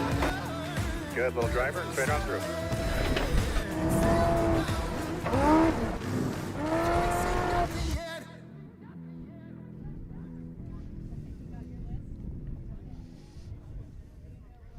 And welcome back to all the action here at Lakeland Airport in beautiful sunny Florida. Again, I'm Ryan Dabrowski from Super Aero here at the Central Florida Classic for National Stolen. I've got a special guest here with me. It's Gene Conrad, who's kind of a big deal around here. He's the airport director. And I just want to say, first of all, thanks for having us. Well, we're happy y'all are here, and Chamber of Commerce weather for everybody this year. So here you go. We deliver. There was some dense fog this morning, and I was driving into the airport, and I was like, it'll burn off. It always does. It takes a while, but it usually does. So we're just happy to have everybody out here for the Holiday Flying Festival here. Obviously this isn't Sun and Fun. This is in December, this event, and we're just happy to have everybody out here, have some fun. We've all had a couple of tough years dealing Sure. with the pandemic and all of that. So to be able to get out here, have fun, and fly cool airplanes, we're all about it. And you guys have a very unique operation here, but we're going to talk about that in a second. I want to start with just with you. Like, you have an interesting history with aviation as well. I don't know if you want to take us back to the origin story. Yeah, just real quick. So I was born in Oshkosh, Wisconsin, and my father ran Whitman Regional Airport for 12 years. So I grew up there, grew up around EAA. Steve Whitman, I used to have peanut butter and jelly sandwiches in his hangar when I was a kid, and knew Paul Poberesny and Tom and, the whole family, Audrey and the whole family up there. So just have a unique upbringing, and, the fact that I was able to get the job here in Lakeland, because Sun and Fun grew up out of EAA and AirVenture, and, that's why I came after the job here. And here we are almost 12 years later. So talk to me a little bit about it's a very unique airport. It's funny, right? Because we're facing the Stoll Field, and I think where some ultralight stuff happens during Sun and Fun. But behind us is like a massive just a totally massive airport. So what's kind of the claim to fame for the airfield? Well, it's a lot. Obviously having Sun and Fun here and the great partners and, with ACE and all the aviation education, opportunities that exist here are huge, but we have 1,700 acres here, about 2 million square feet of facilities and over 80 businesses and organizations that call the airport home. And we have over 3,400 people a day to come to the airport to go to work in our various businesses here on the airport. So we're very fortunate. It wasn't like that, I would tell you, 12 years ago. We probably had about 800 people here on the airport at that time, but we've been very fortunate with great partners at the FAA and FDOT to really build this airport up to what it is today and have the great tenants that we have. Over here over our left shoulders, I'm sure everybody's gotten to look in that big hangar over there. That's NOAA, the Hurricane Hunters, they're part of the Department of Commerce, U.S. Department of Commerce, and they came here in 2017 with their 9 airplanes and 110 folks. So they run all the hurricane missions out of this airport every year, epic. Which is pretty cool. And then right next to them is Draken International. And if anybody, everybody, I'm sure, has seen Top Gun that's on this broadcast, but they do aggressor flying for the Department of Defense. So they have F-1 Mirages, A-4 Skyhawks, L-159s, L-39s, and they just signed 2 contracts with the Netherlands, and I believe it's Norway, and they just bought F-16s that are coming here as well. Whoa. So, we like to make some noise around here at the airport. And then up on the north side, we have Amazon Air and their cargo operation, which came here July of 2020, so they've been operating. And then just to the southwest of here, we have an RC flying strip as well. So we do RC model flying here. Oh, no 2 kidding. large events here on the airport. So we're a very unique facility. We do it all. At any time, you can have kids from the Lakeland Aero Club on a year-round basis using, the grass strip out here.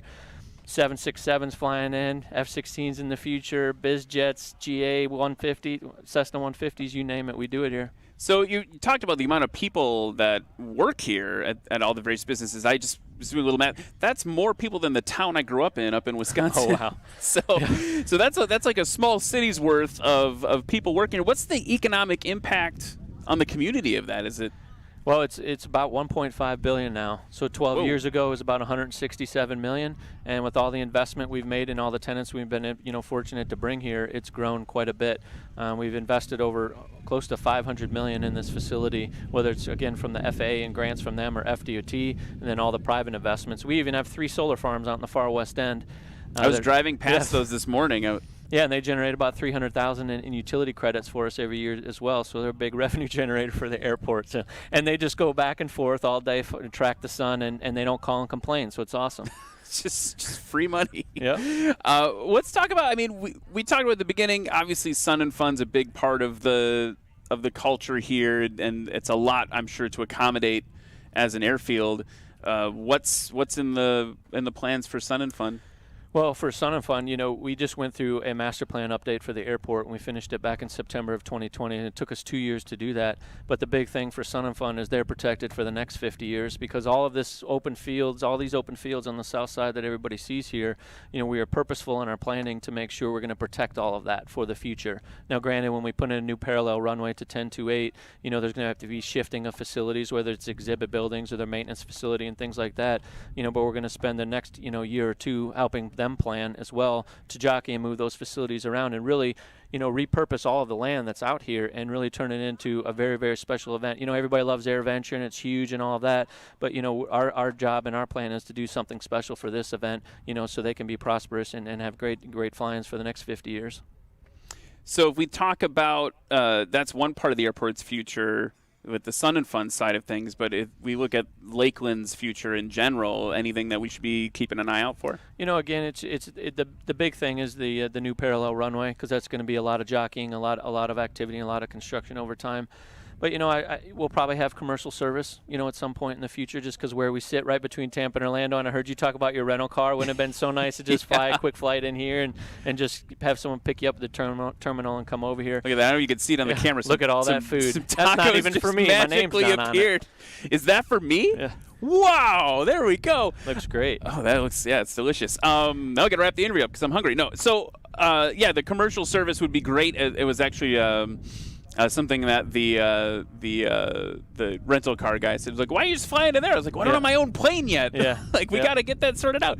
So that's but really I think cool. Really for the future for this airport, we're super unique, and every airport's unique, right? But we have a lot of unique things that we want to protect and make sure we can do all things with aviation, all things with wings, and that's what we're about. And it's about finding those niches and those unique things we can do here, because we're not going to be the next Tampa International or Orlando International Air, and that's not our goal. We're not looking to have 100 commercial service flights in here a day. We just want some piece of whether we can get to Charlotte or Atlanta, several times a day. That would be perfect for us, and that's all we need. But it's really just to protect all these unique things we do here and continue to have a good time with aviation. It is really, I think, when we think of if you've never been down here, folks, if you've been to AirVenture and you have that experience and think about all the different things that are happening up in Oshkosh, it's very similar down here, the way that's all been being cultivated. And we had the Aero Club as an example on the field here that's encouraging youth education, all these different things that the airport is helping support beyond just Amazon or NOAA. That's all super cool too, but the way it is integrated in the community feels really special as someone who comes out from the outside in and sees it for the first time. Yeah, and with Sun and Fun and ACE, all the aviation education aspects of what happens here on this airport. We have an aviation high school, Central Florida Aerospace Academy, the Lakeland Aero Club, Travis Career College. They have an A&P program here on the airport, and we provide 100% scholarships to any kid that goes to that school or lives here in the county, get the private pilot's license paid for free. And it's anywhere from 10 to 12 grand. I think over the last 4 or 5 years, however long it's been, I believe close to 140 private pilots have been generated out of the programs here. It's awesome. That's incredible. And when we talk about sustainability, we have our solar farms. We want to be green and do what's right. And but when we talk about sustainability, it's about sustaining this industry and doing our part. Whether it's AMPs, it's pilots, aviation managers, air traffic controllers. We need great people to be part of our industry here and get involved. And we're all about that and pushing as hard as we can. Well, you guys are definitely making a change. And it is definitely, I will say this, had the honor of coming through a couple of times for various events, and it definitely feels like a special thing, even though it's maybe in the middle of the state or whatever. It just feels so special to come in and see all that stuff. I have one last question before we wrap up. I just want to hear a little bit about the aviation that you're committing every day beyond work. How are you participating in aviation every day? Well, I'm here living and breathing and eating it every single day. So I am not a pilot, so probably a lot of people would be upset over that. But I'm not a pilot. I have about 10 hours. So and I fly and get go on aircraft with friends and obviously fly commercial. But my job is to run the airport and really protect all the great and unique things that we do here. So that's my charge. And I don't have hobbies, so I don't have motorcycles or boats or an airplane and cool cars or anything like that. I dedicate the majority of my time outside of my family, to this airport and what we do here. Awesome. Well, it's a beautiful place. It's a special place, and I want to again just thank you for hosting us here this weekend and letting us be a part of the event on the field. And I really appreciate you taking the time to chat. Thank you. Appreciate it. Thank you all for being here. Awesome. Appreciate it. Thanks, everyone. We're gonna go take a little break for lunch before qualifying resumes, and we'll be back with you soon.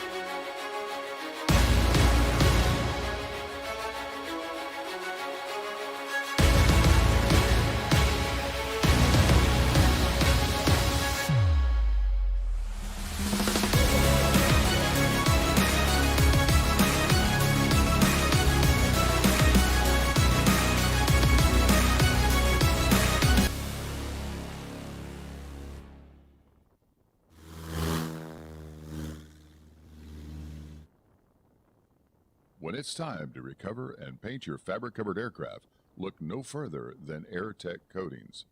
Since 1982, our FAA-approved system provides you with a shiny, durable, easy-to-apply product. The AirTech system has fewer steps than any other product on the market today, saving you both time and money.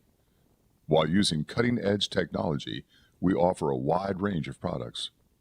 Whether it's for work, play, antique, or aerobatic, we have you covered. Remember, we make paint fly.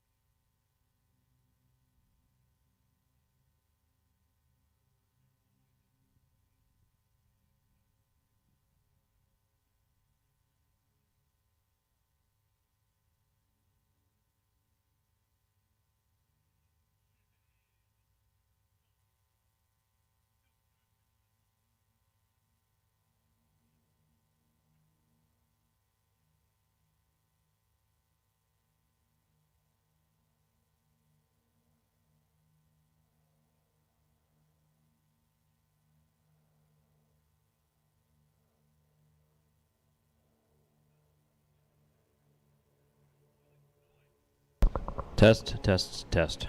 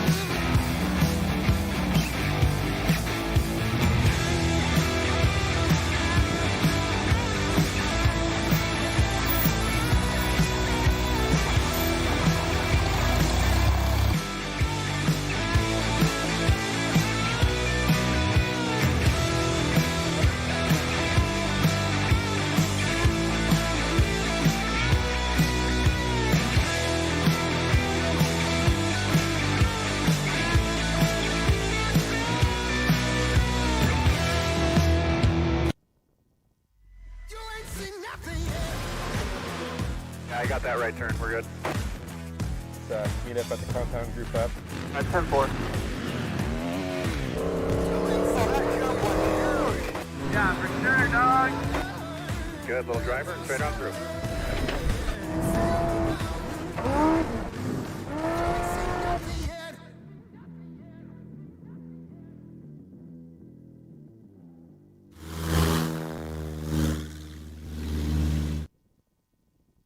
When it's time to recover and paint your fabric-covered aircraft, look no further than AirTech Coatings. Since 1982, our FAA-approved system provides you with a shiny, durable, easy-to-apply product. The AirTech system has fewer steps than any other product on the market today, saving you both time and money. While using cutting-edge technology, we offer a wide range of products. Whether it's for work, play, antique, or aerobatic, we have you covered. Remember, we make paint fly.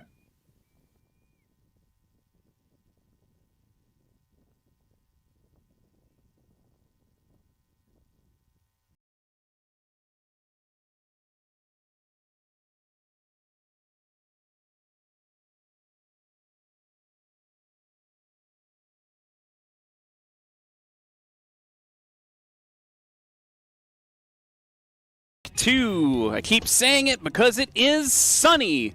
Lakeland, Florida. We got a little bit of like high clouds up in the sky there, but Not much. compared to this morning with the dense fog that kind of burned off in classic Florida fashion, just happy to see the weather like it is. There was some discussion, Matt. By the way, I'm Ryan Dombrowski. It's my friend I'm Matt. Matt Peterson. Matt Peterson, the leggy and vivacious. Thank you. Thank you very much. There's some discussion over the lunch break about potentially switching the runway direction. So That's right. winds have been flopping kind of back and forth. We've had a direct crosswind here and there throughout the competition. And during lunch, it kind of slid over to a tailwind. And now look at it. We've got a little bit of a headwind. A little bit of a headwind, so still staying on runway 26 on this grass little kind of. It's an official runway here at Lakeland Airport. It is closed, I think, when they're not using it for either Sun and Fun or this for special events. But it's an official runway here. You can see it on the airport diagram. Just a really cool thing, and hopefully you saw before we broke for lunch the interview with Gene Conrad, the airport director here. Really amazing all the things they're doing to keep access to aviation open for everybody here and to make the airport. Literally, he mentioned it's like a small city. Absolutely. Of people getting employed and things like that by the airport. And, you know, what a lot of people don't think about, Ryan, is the economic impact of an airport this size with all of the businesses that are here at the airport and all the economic impact it has on the community here. And not to mention Sun and Fun, you know, the huge economic impact with thousands of people flying in and driving in to come to Sun and Fun, that great big aviation expo. Yeah, you talked about an economic impact with like the number had a B. Yes. In the billions. A B in front of it. Should we walk through where we're at in terms of qualifying all right. so far? So we've got heavy touring up right now. And so the number one place, I don't think we have any surprises there. Yeah. Yeah, we just switched it over. It was on just some random camera, but I've got a VMix 1. So I don't think it's really a big surprise. Warren Grobelar and his beautiful 180, his nice shiny 180 is at 355. And then behind him is Aaron Greer at 592. And then the competition is going to get a little tight here in third and fourth place. Tim Finesca at 672. Right, and remember, he's the one in that Piper that we were all talking about. He's in the Comanche. You got a third place is a Comanche in heavy touring. That's outstanding. But then right behind him, chomping on his heels, Rob Hagelin with a 679. How about that? A handful of feet later, yeah. Yeah. So good job on the mental math. Very tight. Very tight there. Did I get that right? Yeah, I hope so. Yeah. Okay. Which brings us into my class, the light touring. All right. Number one, our leader, Jeff Pohl.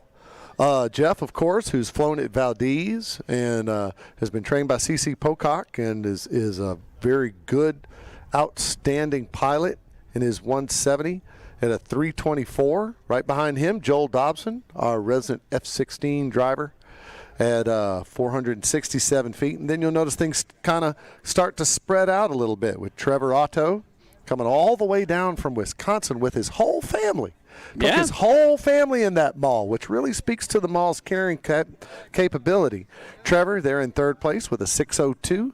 And then I just want to mention, Trevor, up until that third round, scratches. That's right. So he came in and just upset the whole, like where I felt it was all moving, just upset the whole apple cart there. That's right. And what you got to remember about scratches is anybody can scratch.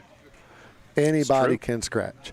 So that brings us down to me at 693. Not my best score, but this is the qualifying, and we're on the books.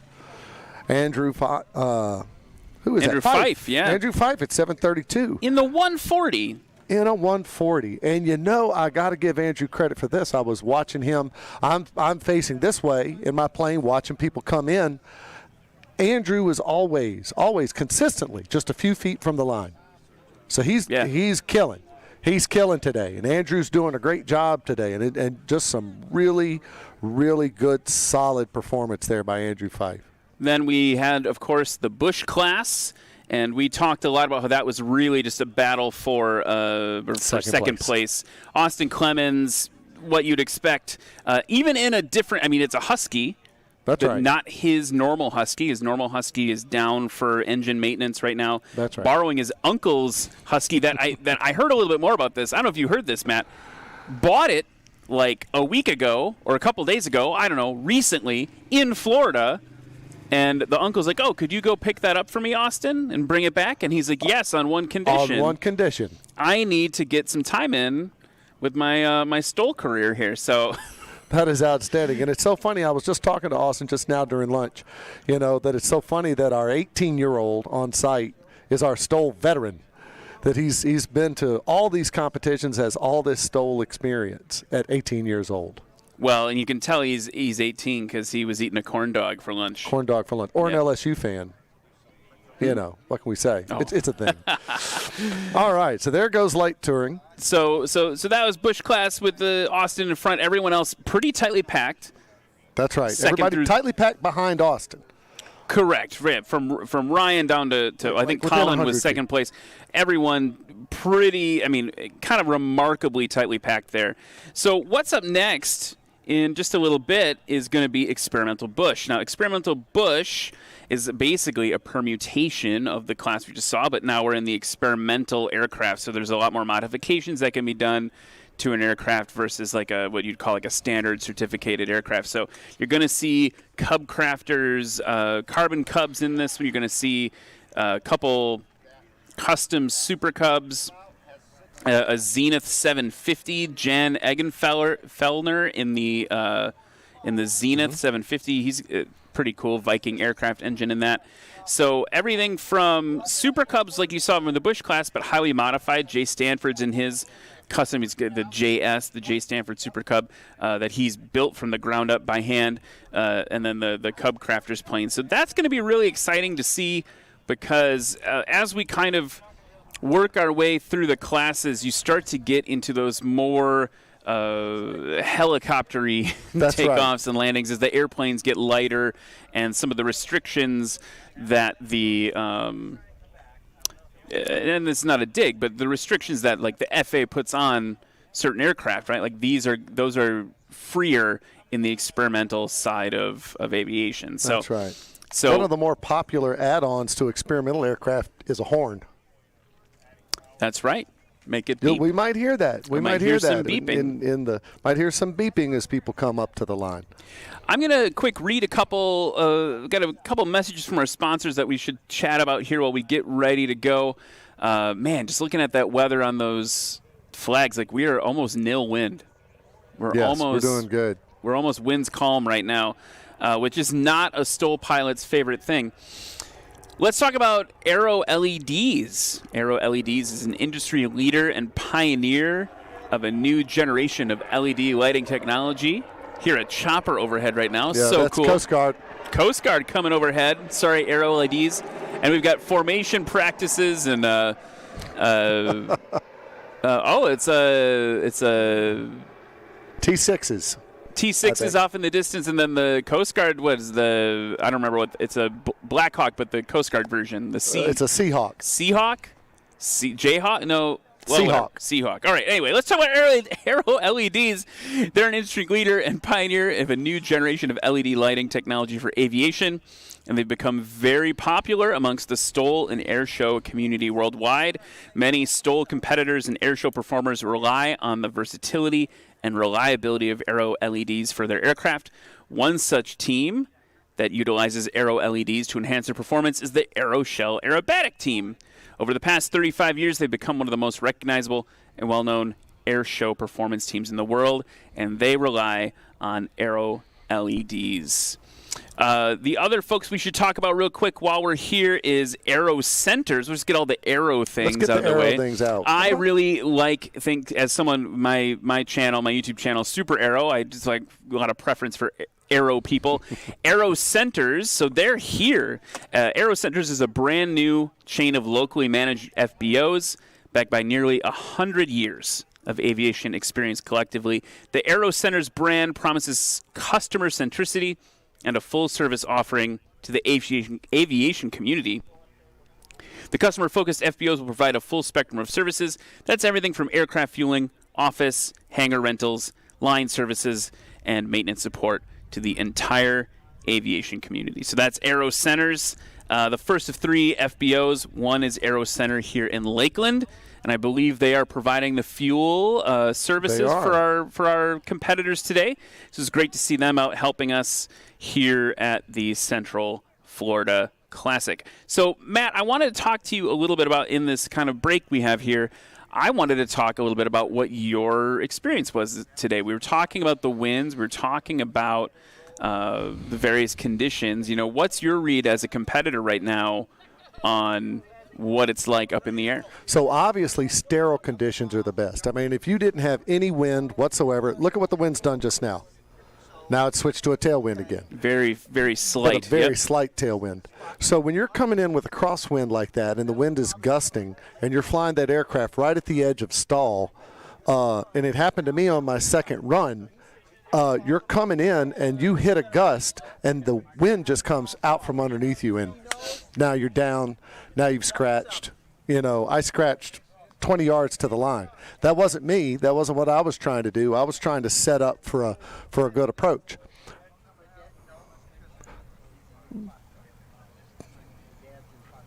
We're gonna cut to commercial, and then come right back. Okay.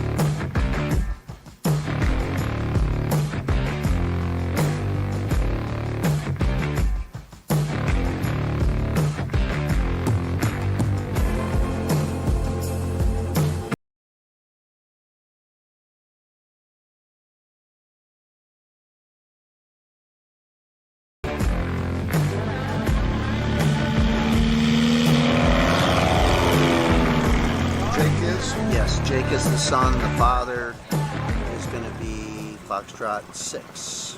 And we're back here at the Central Florida Classic, and there's that Jayhawk, that U.S. Coast Guard Jayhawk, doing some maneuvers over the field there. We had Gene Conrad on from the airport director here at Lakeland just before the lunch break, and he was talking about all the different ways that Lakeland Airport impacts the community.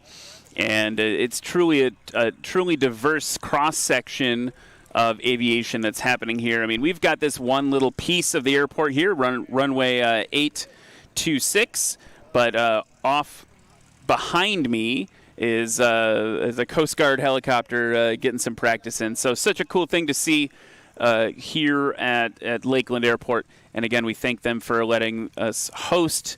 This is part of their holiday event here. The airplanes and classic cars and things like that this weekend. So anyway, we were talking, Matt, just before the commercial break. We were talking a little bit about conditions and the wind cutting out and things like that. And again, just off of it, like we've got, I think, are those T6s? I can't see. Tons of aircraft just doing formation work over us all day. It was just kind of fun little break in December to come down and How about experience this? aviation. And could the weather be any better? I don't think the weather could be Well, any what did better. someone say? It was a Chamber of Commerce weather day? It is Chamber of Commerce weather day. It's gorgeous today. Absolutely gorgeous. And, of course, March 19th we'll be having Swamp Stoll in Jennings, Louisiana, and we're expecting a high in the 70s, So we had our pretty last hot one there. in June. We had our last one Yeah. in June, and everybody sweated out a few pounds. Well, you had crawdads coming out of the runway. Oh, well, no, not in June. It was okay. But March is crawfish season in Oh, okay. Louisiana, and we will be having crawfish at Swamp Stoll. You better believe it. Come March 19th this year, we're going to get down there and bowl some bugs. Have you ever had crawfish? I mean, yeah, of course. Yeah, I you have. gotta, Yeah, peel yeah, them. do It's the a whole thing. thing. Okay, all Put right. it in your I didn't mouth, know. chew it. Yeah, I got I it. didn't know. I know how eating works. I mean, What? You think I only eat beer and cheese? Because Tacos. that's actually Tacos. actually pretty accurate as someone from Wisconsin. you are from Wisconsin. I mean, I know you know your cheese, man. Oh yeah, lots of cheese. So we're getting ready for the experimental bush. I see Frank Mann's aircraft, the Flying Ace, off in the distance. He's got the engine running. He's getting ready to go. Flying Ace, as we talk about Frank Mann, named after his dad, who was a Vietnam War aviator. Outstanding. Very, yeah. very cool. And so he's got some nose art. You'll see, I've actually got some on my water bottle here. He's got Snoopy with the Ace of Diamonds, Flying Ace there on the nose of that aircraft. And actually, little lore for you. That checkerboard on the tail there was recently added. That was, we saw, if you were at, the last time I saw it was the exhibition, the National Stoll exhibition at Sun and Fun last year. Saw Amir Bayani, who's going to be in a Cub Crafters for this competition, but that is his old aircraft. So he sold it to Frank Mann. Frank made it his own with the nose art and the changed the color of the lightning bolt from a gold color to the white color. And Frank told me, he's like, if I was saying to him, if I was ever president of the world, that I thought probably all airplanes would need to be painted red because airplanes look good red. And What that about also, yellow? What about Cub well, yellow? yeah, Cub. It's funny. Just going to throw Cub yellow under the butts? Under the Well, bus like okay, that? that's a Come fair. on, man. That's a fair That's how we pick assessment. the color for the Swamp Stoll hats. Yeah, you gotta have Cub yellow. Okay, gotta so have some they'll Cub either yellow have in to be red or yellow, and then they all need to have smoke systems. That's my thing. He said, add to that a checkerboard tail, and I will say I'm not. It depends on the airplane for me, whether or not the checkerboard tail works. But I love that I like it on his plane, and I love that he made that his own. So that's a aircraft that you've seen on the National Stoll circuit before, just changed owners and modified a little bit for Frank as he gets ready to tear it up in the experimental bush. All these pilots, most of them can recite the lineage of owners of their aircraft. Sure. I mean, all pilots know everything there is to know about the aircraft that they're flying in. You got those logbooks that go way back. I mean, All the way back. My dad owned a Taylorcraft in the 60s, co-owned a Taylorcraft, and we tracked it down in Old Wine, Iowa, and got the old man up in it, and he cried, and I cried. There's a lot of crying. Oh, and come on. we went back and saw the logbooks, and there it was, like his name just over and over again in the 60s.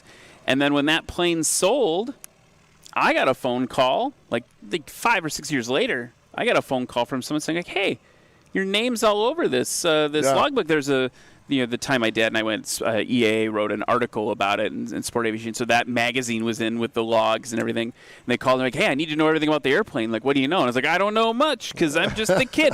But it was, it's cool to see it all kind of like. Absolutely. I've got my logs going back to the factory to 1957. That's amazing. And, This one it's was logs very back important. to an accident that the airplane had, like in the 70s or something. Oh, man, that's no fun. Live to You'd be fight another surprised day. what these things can survive and what they can live through. So here we're coming out with the Viking. Things are starting to get a little ready to go. That's so Jan, isn't it? Jan, no, he's Delta 5 in the lineup, so he's going to have to wait a minute for the rest of the competitors to That's get out in right. front of him on the line. If I'm not mistaken, this aircraft is a test bed for the engine company that Jan owns. It is. It's a test bed for Viking. Isn't that right? I Viking think that. engine. Yeah, we'll see what it says. Look so, at the size of that prop. Yeah, he's not messing around. And it's interesting, too, because I think when people, I mean, obviously Zenith, a very popular home-built aircraft brand. Oh, yeah. They go together super quick. We just, on my show, Super Aero Live, a couple Wednesdays ago, we had Andy Ovens on the show, and he's part of this Sun and Fun, this the various outreach things that Sun and Fun does. And they actually built a Zenith with hand controls for Able Flight so they could teach people who have physical challenges to fly still. Outstanding. And so they go together really fast, and there's one with a experimental engine on it that Jan's going to be flying today.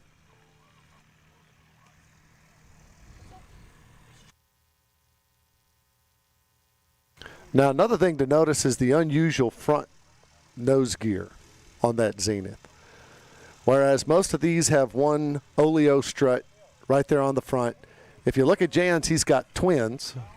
Sure. Coming off there. He can really slam this thing down. So when he comes in for his landing, we're all going to be watching to see that front nose gear flex and see how it performs. So they're getting lined up in a couple different various ways. We'll have to make sure they're all. I think that is Jay. No, that's Amir. That's Amir. That's Amir. He's in his blue and silver Cub. I thought that was Jay's experimental Super Cub because of the blue color. But yeah, there's Amir Bayani with the Cub Crafters. And he does have the Super Aero Shocks. The Acme Aero Shocks. Acme Aero Shocks. Yeah, I'm getting you in there, Ron. Apparently I'm starting a shock. I'm starting a shock Super company. Aero in here 3-4 times. Testing those flaps. He's getting ready That's to go. 3 times. So the lineup, again, you've got Amir Bayani in the 2018 Cub Crafters EX2. Behind him, Rick Trimble in another Cub Crafters EX. That's the 1.8 Romeo Papa, the yellow one right there. More checkerboard for Frank. Behind him, Frank is going to like looking at that checkerboard in front of him this whole time in his experimental Super Cub.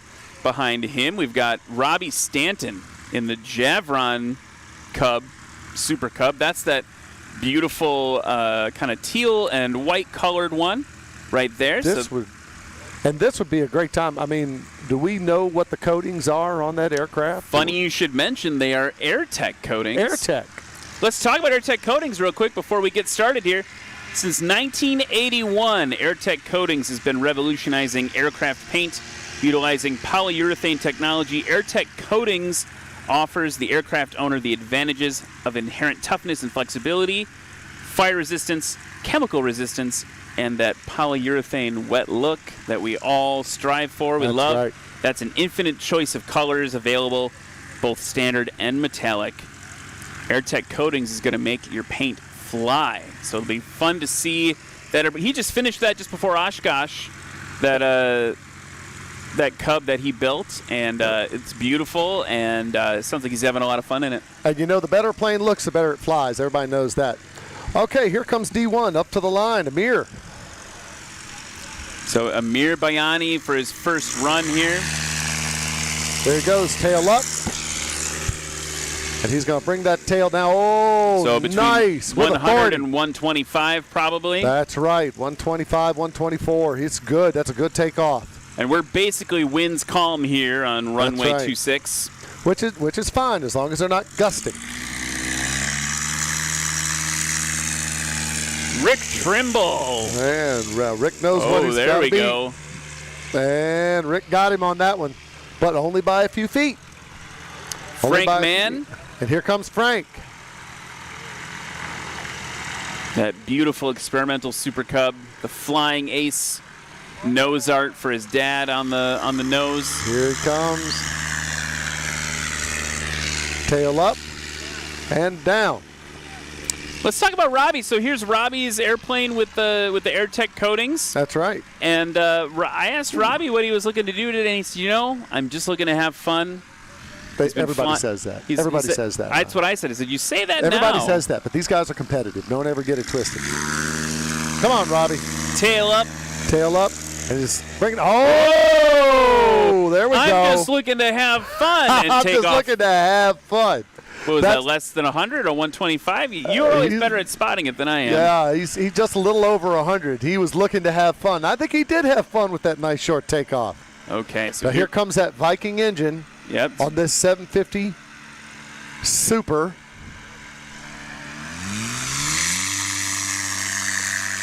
Okay. Whoa. All right.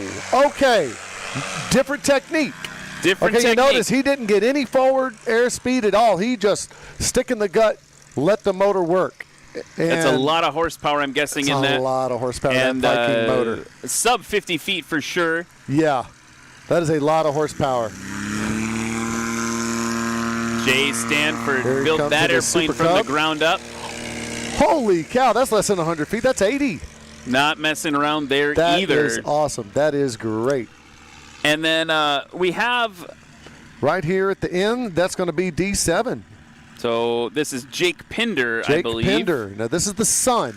This plane will be showing twice today. The son is going to fly it, and then the dad's going to take it up for a round. So normally this would be in the new light sport class. The new light sport class. So he's not going to, don't compare his score with the planes he's flying with in this class. His score is going to go into the light sport class, our brand new class here at Husky National Stoll Series. And his scores will go in with the next group of pilots. We're doing this so that the father and the son can both fly the airplane. You know, they'll get to the end of this one, the son will shut it down, dad will jump in, and off they go. All right, here it comes. Here comes Amir popping that throttle, giving it just a little bit of power. Little bit of power.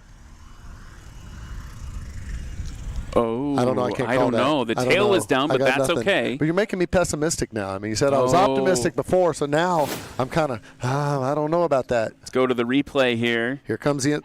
No. I'm guessing that looks like a scratch. You could feel, you could see the tires kind of deform there. Yeah. So that's a scratch. But it was close. It was very close. I mean, imagine if you're in a spot landing competition and you were off by a foot. That's what you're talking about. That's a skill level of the pilots that we're dealing with here. Okay. Safe one in the books for Rick Trimble and the Cub Crafters EX. Now you see Rick's playing it smart. You always get one in the books on your first round. Did he stop? Did they mark it? Got to stop, Rick. Well, he's got a foot down. Okay. I don't know. I would hope he did. It was a good run. It was a good landing. He was only about maybe 5-10 feet over the line. Ooh, we're coming in. Oh, it's Frank. Frank's coming in kind of low. The flying ace. Yeah, he's going to have to drag it in, but he's still getting that. No, oh! That's a scratch for Frank. Yeah, that's Frank okay. knows that. Frank won't even stop. Uh-oh. Come on, Frank. Get her back on the runway. He's still on the runway, folks. It's not a problem. We do have a go around here. So that's Robbie Stanton going around. Robbie's going around to keep spacing. A-okay. That's right. Yeah, Robbie's going around. We got to keep spacing, folks. A big focus here. We got to keep things safe. If you get too close in the pattern, you're coming on somebody's tail. You don't want to chop the tail up with your prop, obviously. That would be a real drag. That would really stink. That would just mess everything up. And I hope these guys are being careful because there's some buzzards there on the base to final. I see that there. It's just I was talking to a friend recently who can't say who, but just had a migratory bird strike that took out the windscreen. It was a very harrowing adventure for them. That is no good. Here comes Jan. Here comes Jan in this Viking. Oh, look at that high angle of attack. Good bounce. The other thing to note about that aircraft is how tall it is. It is enormous. He's just laying the tail down. Yeah. About 174. It is tall.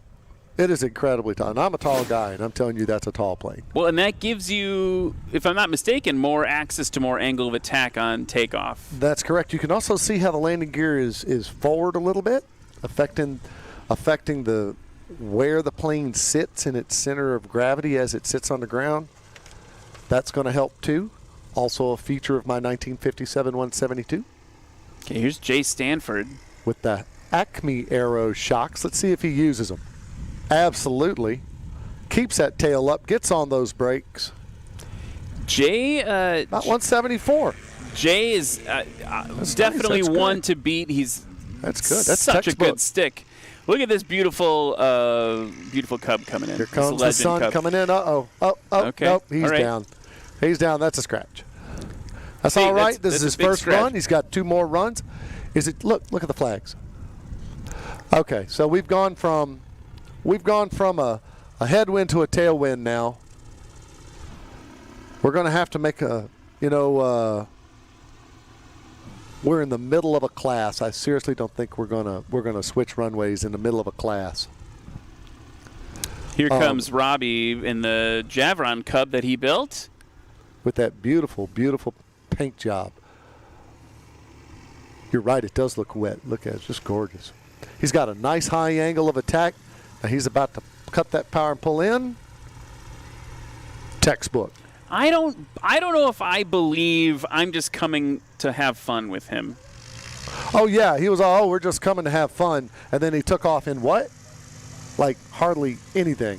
I don't buy that. I think he's here to take home a prop.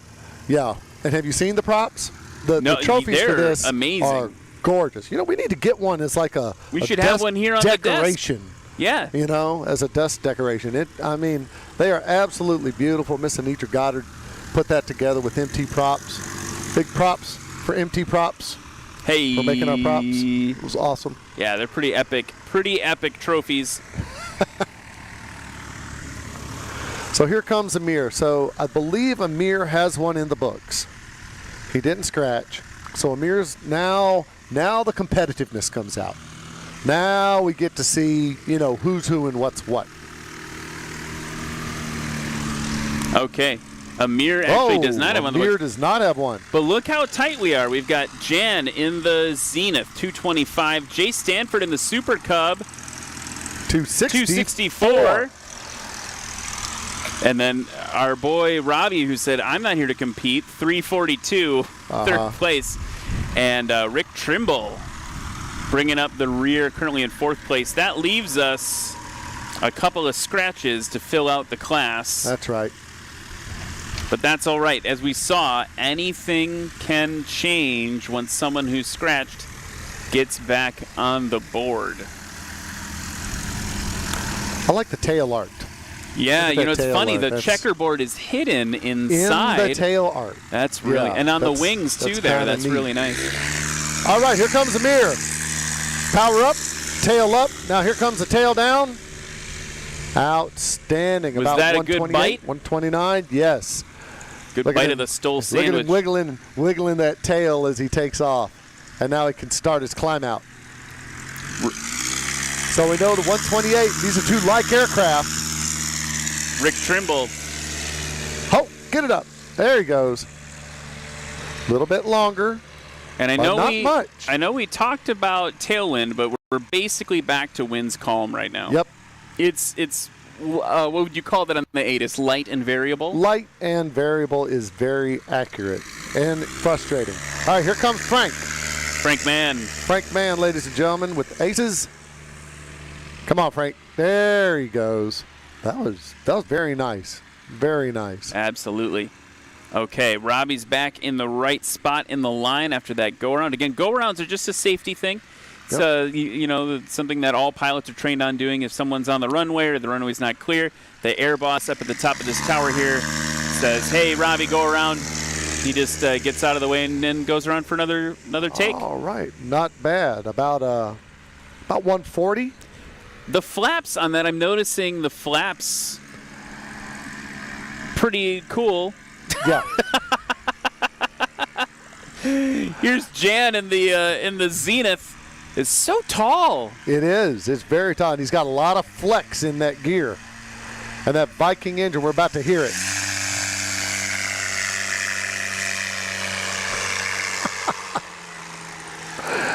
Okay, so that gets him about an 80-foot takeoff. That's a little silly. Very respectable. Very respectable. Okay, so here in the blue and white, That's Jay Stanford. that's Jay Stanford, followed by Jake. Jay picking that tail up at the start line, slamming it down, and he's going to get it up about 140. Somewhere in there. Not bad.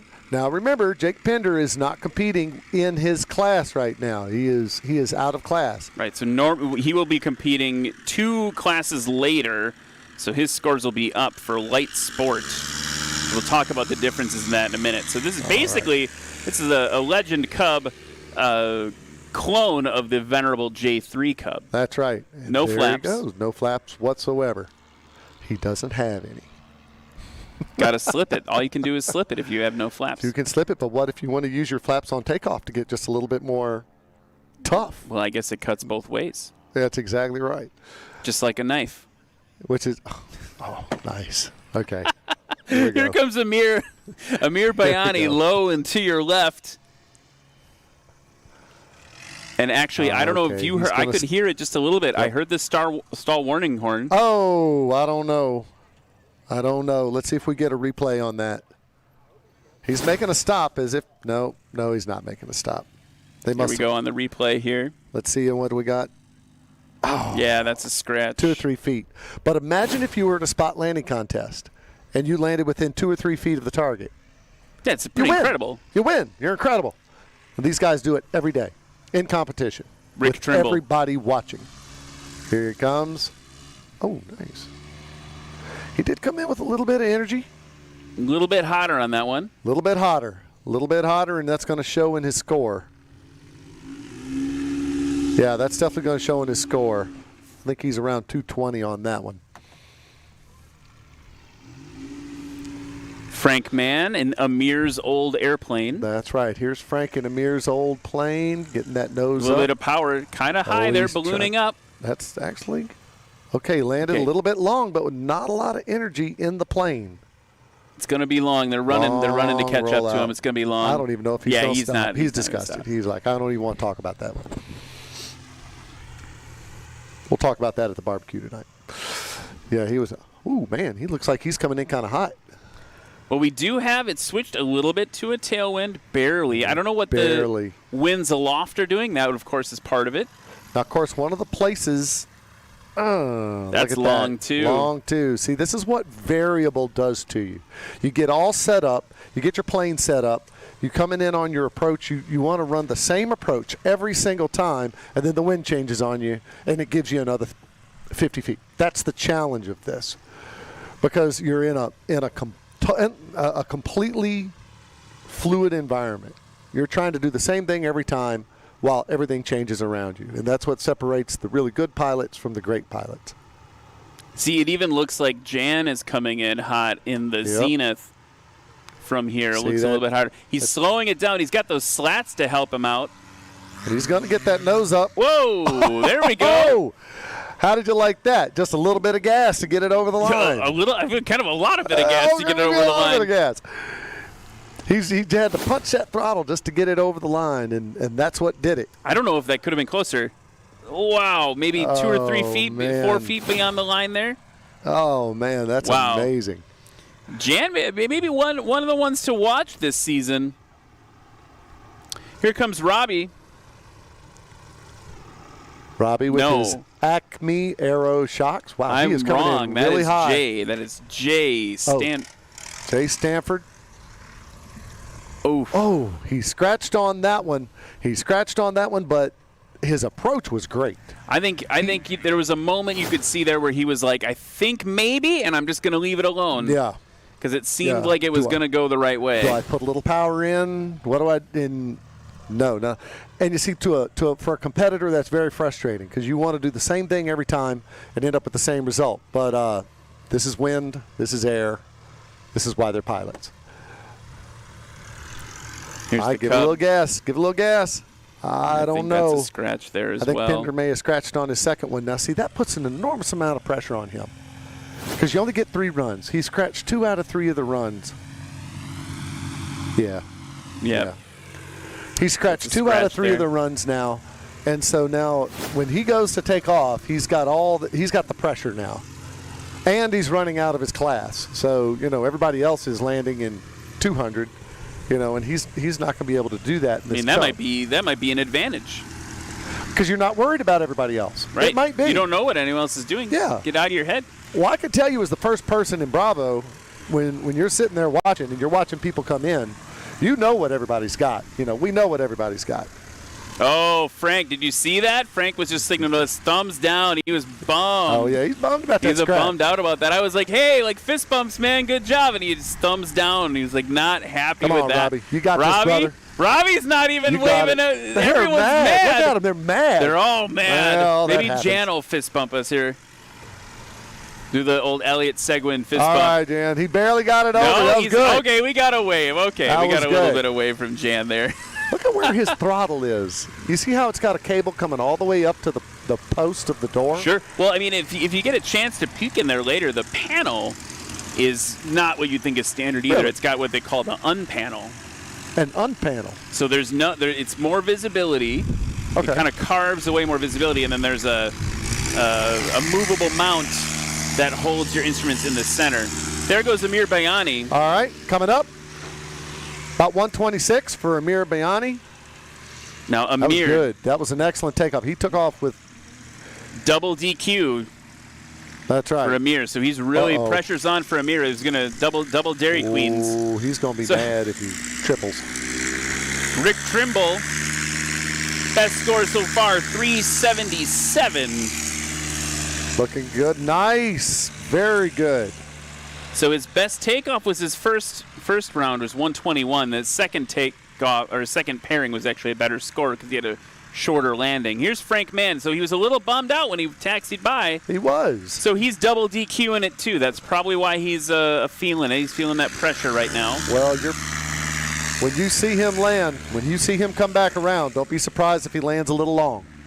Got to get on the board. Because that pressure's there. He's got to get on the board. I also think, and I don't want to put words in anyone's mouths, but I think they're probably cursing that light and variable. Everybody hates light and variable. It's- Oh, look, he's got the checkerboard at the end tips. Yeah, too, he's got the wing checkerboard. tips. Yes, all these little Man, that's sneaky good looking. checkerboard bits. So You first. no, we were just talking. Also, AirTech coating on the tires. That's right. So AirTech makes a tire coating. I guess. I mean, he's the guy. He's the one who makes them. Well, you know these Bush wheels aren't cheap. And if you Here can we get go. you can get a cut. Oh, come on now. What are we doing? Ever the showman. Come on, Jan. That He's just is going to awesome. do it from. Is he going to do from it a from the tail tail? down position? I think he's just going to do it from the tail, ladies and gentlemen. We don't need a nose wheel. We're just going to do it like this.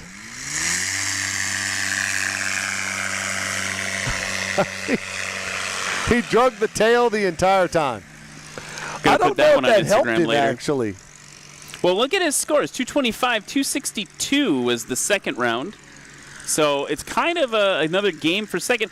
If anyone can beat him, though, it's going to be Jay Stanford. All right, here comes Jay. Tail up and down. Oh, man, that was good. Yeah, Jay's That not was messing really around good. either. I mean, what you're looking for is you're looking for that tail to hit and the wheels to pop. And when the tail hits and the wheels pop and it stays up, that's it. You timed it just right. We talked about the Husky I want to buy. The truth is, or my heart is, I did training in J3s. I would love to just own a J3 like that. Isn't it gorgeous? Isn't it beautiful? Well, it kind of reminds you of a bygone era of aviation. Having that door open. Having the door open, flying along. I mean, I've flown in a J3 Cub, of course. And I mean, it's hard to beat with the door open and you just got all that great visibility. So here comes Amir. A little bit low, popping that throttle, putting a little more power into it, making sure he gets over that line. Okay, Perfect. so he's on. Absolutely perfect. And now here goes the chance where he could potentially upset. He is not just on the board. He's got a good landing. That's 170 feet. That's outstanding. It's competitive for sure. That is outstanding. He's going to be very happy with that. And then coming up behind Amir is Rick. Look, they're all coming in low. What we might be seeing is a change in technique due to the conditions. Well, if we've got winds aloft that are pushing them too hot, they're trying to get underneath them into ground effect. That might be part of it, right? Am I describing that correctly? Exactly it. All right. You're the yeah, competitor. He's got good flex on the shocks, but he's a little longer.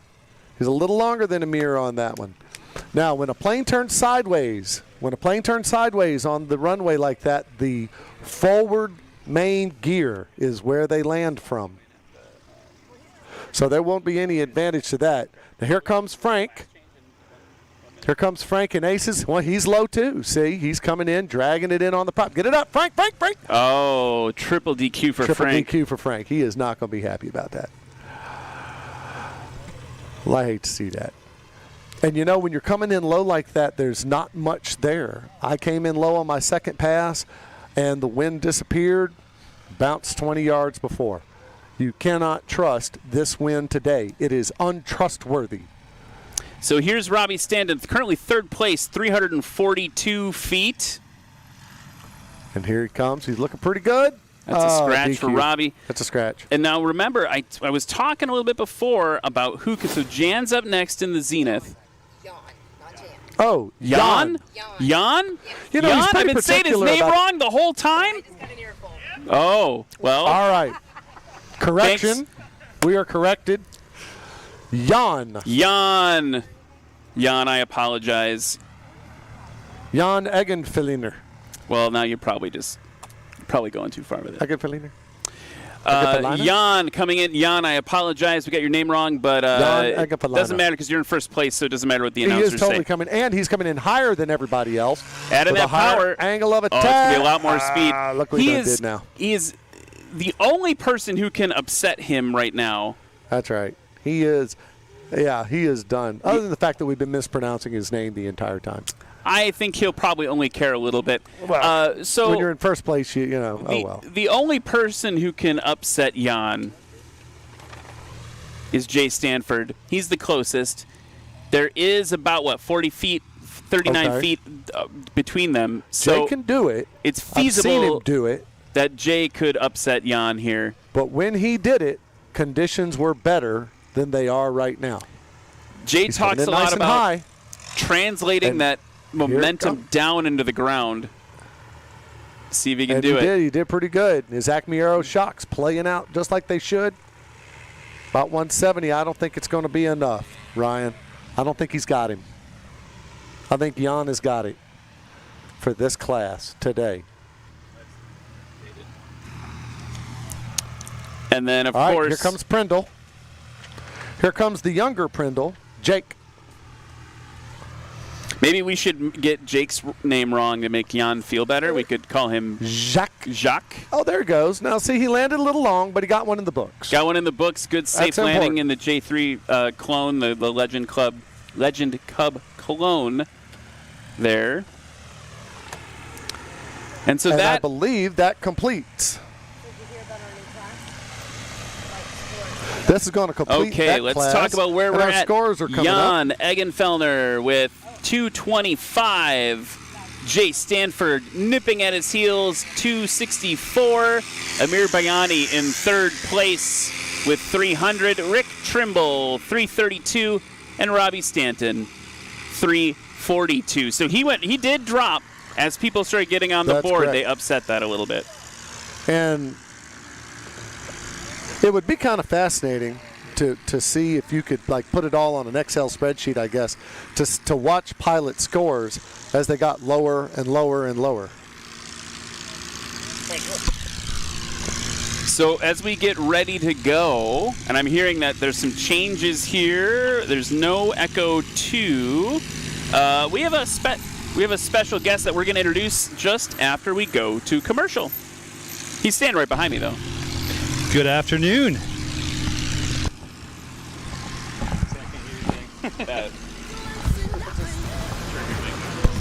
I got that right turn. We're good.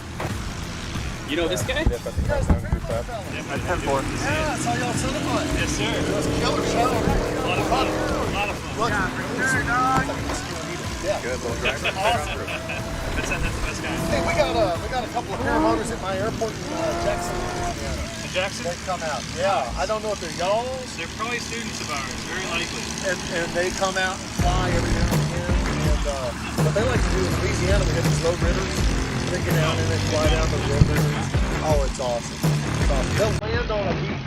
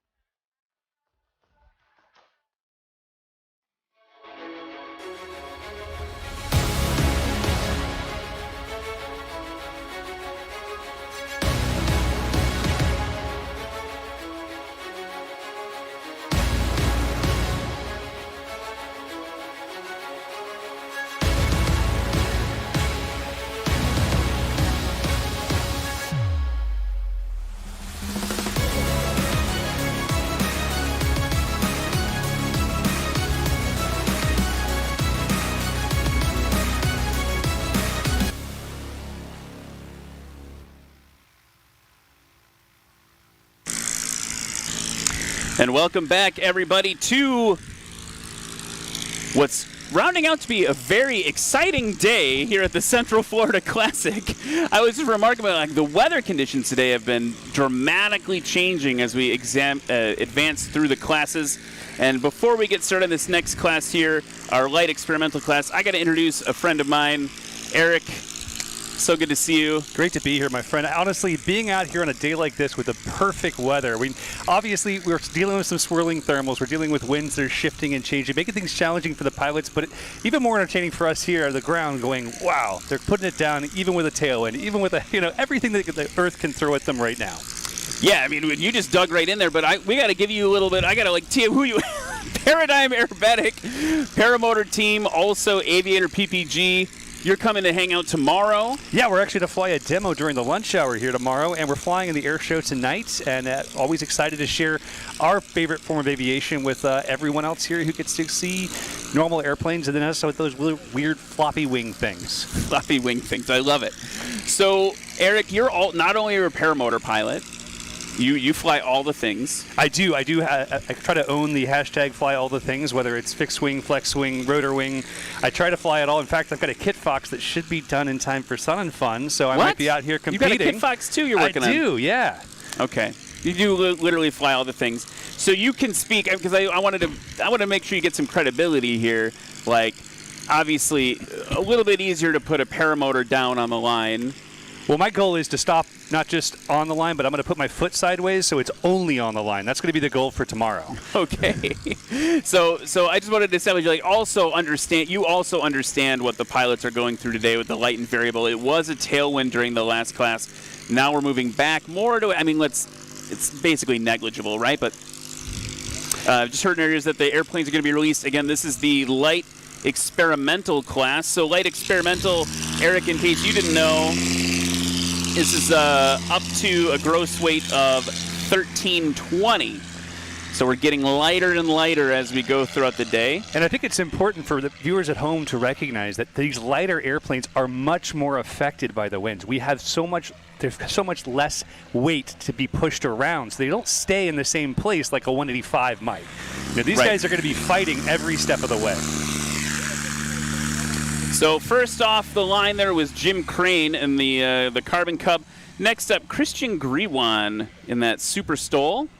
Oh, man. Next up is one of my favorites, John Humbert in the Super 701. If you guys haven't watched his 360 videos on YouTube, you must take the time. Not only is he just one of the most entertaining, kind-hearted, and fun people, but he does some stuff that's crazy, and we just heard the horn honk. Away he goes. Off the ground there at 75 or so feet. Yeah, that's always super competitive and also always the showman, John Hubbard. Here comes Mike Schultz in a Rands S7. Now these Rands S7s we're seeing more and more of. It's just a fantastic design. Now, Randy Schuler really knocked it out of the park with this aircraft. And then behind him, Kurt Leaders in another Carbon Cub. Carbon Cub setting the standard for what backcountry airplanes can be. And then last but not least this round, we've got Kenneth Howes in the Kit Fox. I was talking to Kenneth before things got rolling. He was really excited to participate. Looks a little taller than I'm used to seeing in terms of a Kit Fox 4. It looks about the same height as mine, although I've got some bigger tires on it. I've got a Kit Fox Model 4, and I'm rocking actually Jan's Viking engine, the 90 horse. So I'm excited to see the performance of this Model 4 as he comes off the ground. Very aggressive There we stance. go. And he kept it off. It was just above the line. So since you maybe know Jan. I do. Maybe you could apologize. I was no. Jan. I'm going to tell him that you were convinced it was Jan the whole time. No, that you're not going to say anything else otherwise ever again. I'm just going to keep saying Jan. Jan, if you can hear me, Jan, I'm so sorry, man. Jim Crane now bringing it in, dragging it a little high, staying above the power curve. As you can see, all these different approaches change as these winds start to drop off. We're starting to see a little bit more aggression. Very nice. That looked like a soft landing, didn't it? It looked like very soft. Very soft, not aggressive. We're not seeing. I think we're going to see John Humbert do a little bit more aggression than that. John Humbert has a little bit of a reputation for being aggressive. So we will. You're correct. We're totally going to see that. Here comes, I believe it's Christian in the Super Stole. Again, the other thing you're starting to see with the light experimental class is this class is the chunk of aviation where you see a lot of really purpose-built just for competition or just for STOL airplanes. Bringing that power back at the last moment, letting it step down really nicely. The size of those flaps on that airplane just completely put it in a different league. And then you've got the kind of intense, super intense shocks there. Just occurred to me, there's someone that's missing right now that normally would just destroy the competition, and so it's very exciting for these guys to have kind of a clearer field. Here comes John. Dragging it in long and low, keeping it right there at the power curve. You can see those wings are just pancaking the air, taking it out and setting it down hard. And I think one thing we noticed with Jan and then also with John, because the aircraft types are similar, is the slats really come into play with the Zenith in particular. It's always at a really high angle of attack when it's piloted like that. And we're seeing the same thing, too, from the Just Aircraft line as they're starting to push themselves forward to the point where you really have almost no forward visibility. You're really relying on just that peripheral vision, dragging things in and making sure you see those flags right before your mains touch the ground. You should put just a camera, right? Like an rear view camera or something, like underneath. I don't know. Having flown some of these aircraft, you actually start to get kind of a sixth sense. Even if you have the deck angle of the wings changed to such a degree that you really can't see much at all, it comes, like I say, a sixth sense. You can feel where you are just based upon the information you had on approach. Goose in it here. He's holding it off. He made it over. Now, the problem, as we've talked about before today, is that when you have to do that little goose to the throttle, that little extra push, you're also going to get a little burst of speed that you need to offset, and that's basically just back to your brakes. Here's the Kit Fox coming in hot. Really nice work. He had that thing idling from about halfway down the runway. Great energy management. Snuck up on us there with the I love that you don't always get that much anymore, but the little like whistle of the prop on final there. So that's the first round of light experimental. And again, we're talking about light experimental. These are the Carbon Cub Sports, the Super Legends. It could be a Taylorcraft, Bearhawks, Just Aircraft Highlanders, Super 18s, Legends, Rans, all that jazz. These are gross weight, again, up to 1320. Compare that to the alternate Bush, which is also basically a lot of those same aircraft actually, but with a gross weight above 1320. It's so exciting to see these new classes starting to build out and seeing that we do have an opportunity for a new grand champion. You know, obviously we miss seeing Steve here and seeing that crazy airplane of his, but seeing stuff like this pushed to the maximum, to an area where the pilot skill is so showcased, is just a lot of fun for us here and for the entire crowd. And I think the other thing that is interesting about watching Steve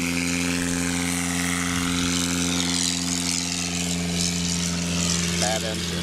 Scratch. We've got some changes to the lineup. What's happening here? So I was just told that it sounds like Kenneth in the Kit Fox is moving. I was going to say he's moving on. Had some engine issues, so he is out of the heat. Oh, this is so disappointing for me as a Kit Fox owner, especially for a Kit Fox 4 owner. Maybe that was why he was idled so long. It was just like so coming in. That matches your information inside, right?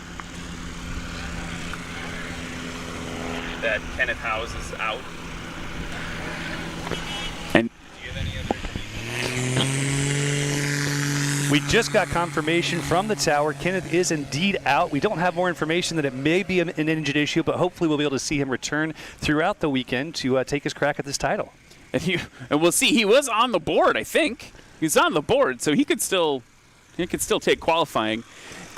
Here we go with Mike Schultz. Rans S7 LS. I've always been a big fan of the Rans S7. I like the shape of it. The paint schemes are often kind of like vintagey, like 90s? I don't know. 70s. It's got 70s. That, you know, my very first solo in a general aviation aircraft, I was 16 flying a Citabria, and there's such a similar feel to those American Champion aircraft with the S-7.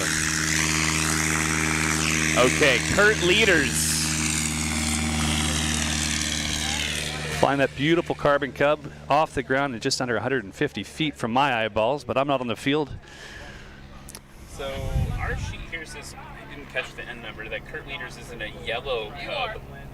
Is that actually Kurt Leaders? I mean, I'm sure all the time. Okay, we'll check the end number on the way back. I can't have mispronounced Jan's name for the entire class and then also get Kurt's name wrong. All right, on approach. This looks like Jim Crane in that beautiful Carbon Cub once again. Yeah,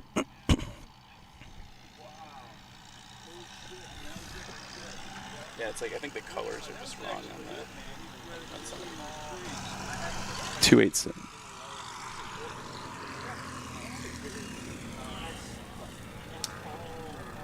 Oh, it's a Sport Cub, actually. Looks like we've got a mix-up here. 287 Charlie with an extremely short landing. We've just got confirmation that he brought his Sport Cub instead. That's why we're seeing a little bit of a differentiation from our sheet. Apologies for those that are watching at home. They're going, what? These guys know what they're talking about? It's this thing called paper, and it was printed with ink, and it says the wrong information on it because they switched the airplane. Okay, Christian Griwan. No, we've got ourselves a Gary Schmidt, it looks like. Or Gary's not flying. See, here we go. Christian. I'm going to cross that out on the Just sheet. Aircraft Super Stole. Bringing it in nice and clean with a high deck angle. Maybe 175-ish there on the landing for Christian. And now our good friend John Humbert once again taking a completely different approach from all the other competitors, dragging it in low and under power. Watch as he starts to crank that nose up for braking, even now, still hundreds of feet from the line. Getting a little loose on him as he's right on the edge there. One thing John likes to say is he uses the fuselage as its own lifting body. He wants that fuselage to work for him. I don't know. I think that was a scratch. It was right at the line. I want to believe in him.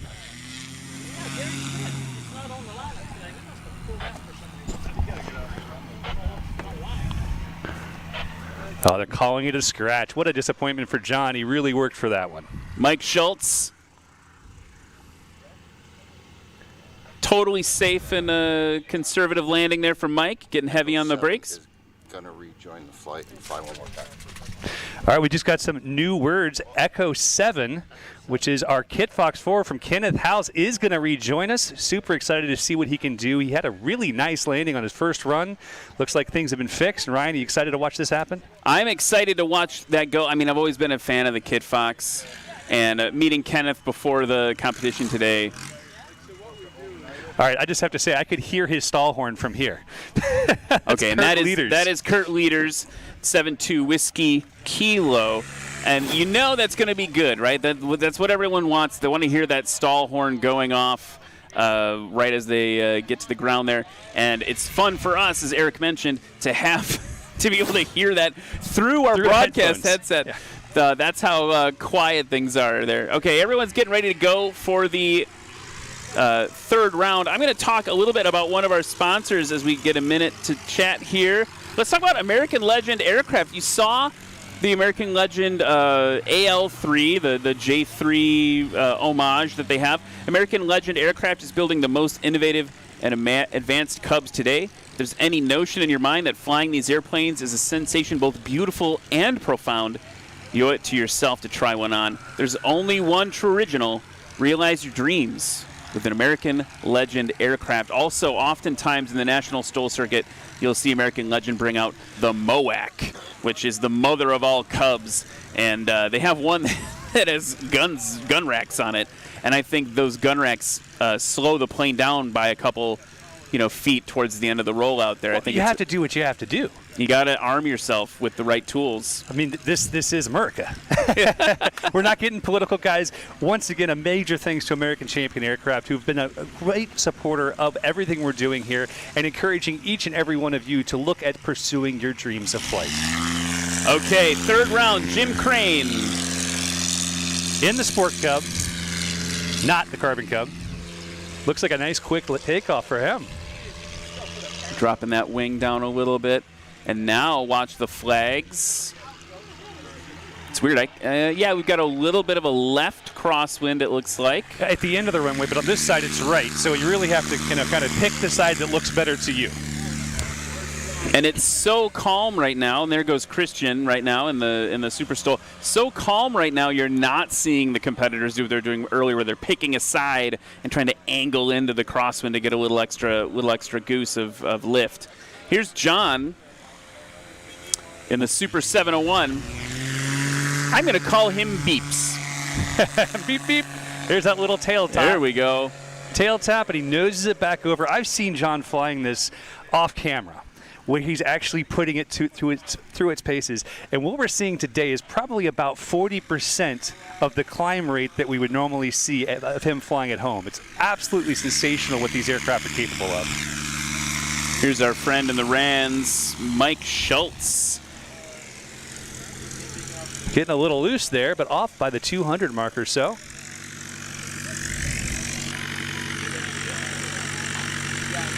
I don't know if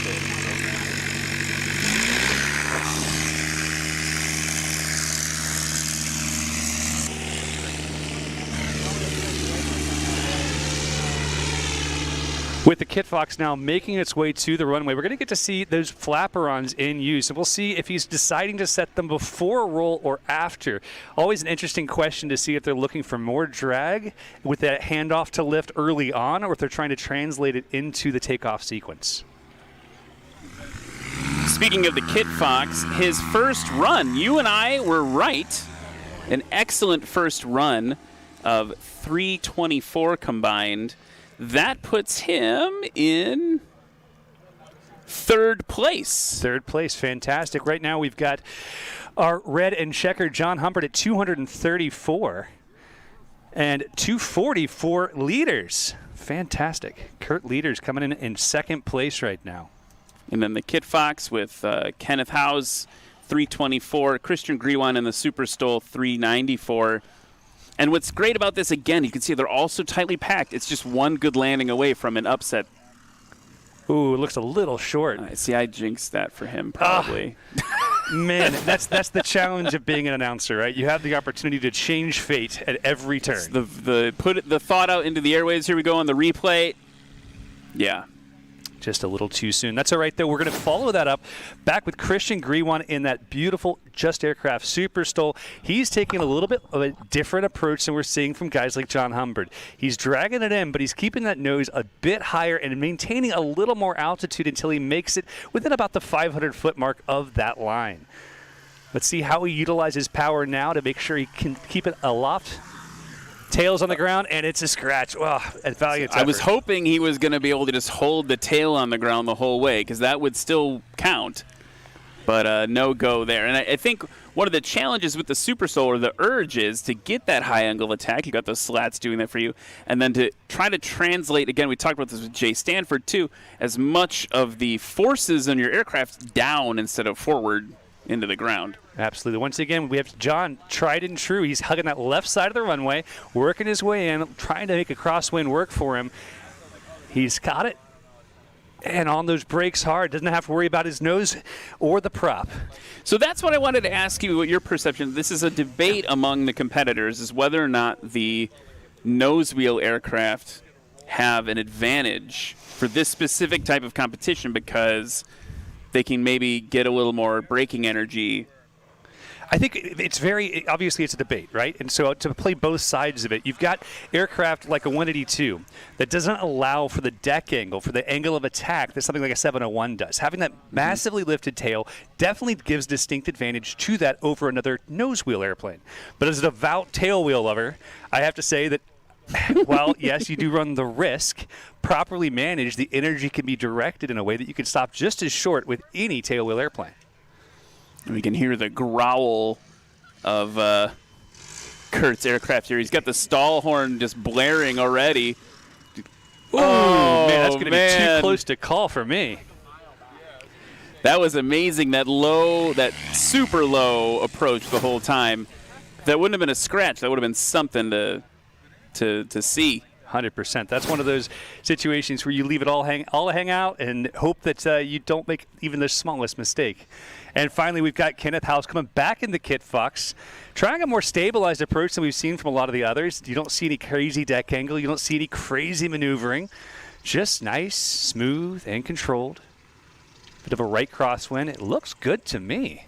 The laser went off for the scratch, so we'll have to go to the replay on that. And we'll see here. Slow motion for me. Oh, it's pretty close. No, they're calling it a scratch. I'm disappointed. The judges in the booth are calling that a scratch. So there you go. That wraps up our light experimental qualifying. We'll get scores for you in a second. While we wait for that, I want to talk about McFarland Aviation. Committed to safety, quality, and value, McFarland Aviation specializes in providing affordable and high-quality FAA PMA components. That includes door and flight control cables, push-pull controls, cargo and seat rails, many other unique products for the broader aerospace community. Now, no matter what you purchase from McFarland, you can rest assured that you're getting the highest quality product at the lowest price. And here we go for scores. So look how tight. Now, I want to point that out. John Humbert 6 feet. And Kurt Lieders 6 feet apart in two very different aircraft. And Kenneth kind of with the opposite approach in terms of technology in the vintage, honestly, right? A vintage Kit Fox at this point. Kenneth Some House, of them are still new. Mine's not finished yet, and it's a Kit Fox. I'm just Model saying 4. the design, the Kit Fox, I mean, they're on to the 7 now. Right. Right. So oftentimes, I think most Kit Fox owners would even say, aside from the STI wings, a Kit Fox Model 4 may be better suited than a Model 7 for a competition like this. It's extreme lightweight, really gives it a pretty significant advantage over a lot of other aircraft in this class. Then it's going away. Christian Grewan in 4th place in that Super Stole. And Jim Crane in the Cub Crafters SS. Mike Schultz rounding it out with the Rands S7. And again, super tight, kind of every chunk between, right? Like, this is anyone's good landing or bad landing could mix this up, which personally gets me a little excited about the finals tomorrow. 100%. There's no clear front runner that's pushing everyone else down. This could be anyone's competition, and I'm excited to see what happens next. So we're going to take a quick break and then come back with the final qualifying class, our light sport class, the newest class here at National STOL. So we'll be back to explain what that's all about in just a second.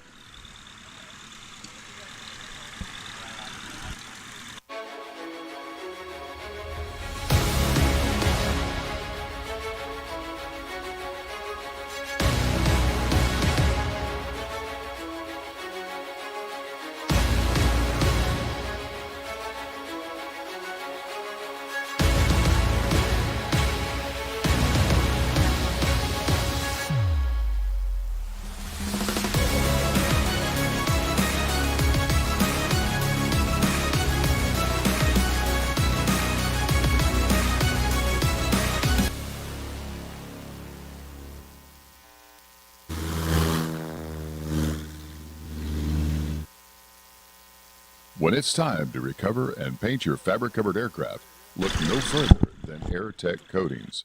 Since 1982, our FAA-approved system provides you with a shiny, durable, easy-to-apply product.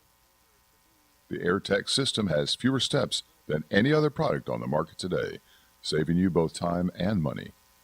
While using cutting-edge technology, we offer a wide range of products. Whether it's for work, play, antique, or aerobatic, we have you covered. Remember, we make paint fly.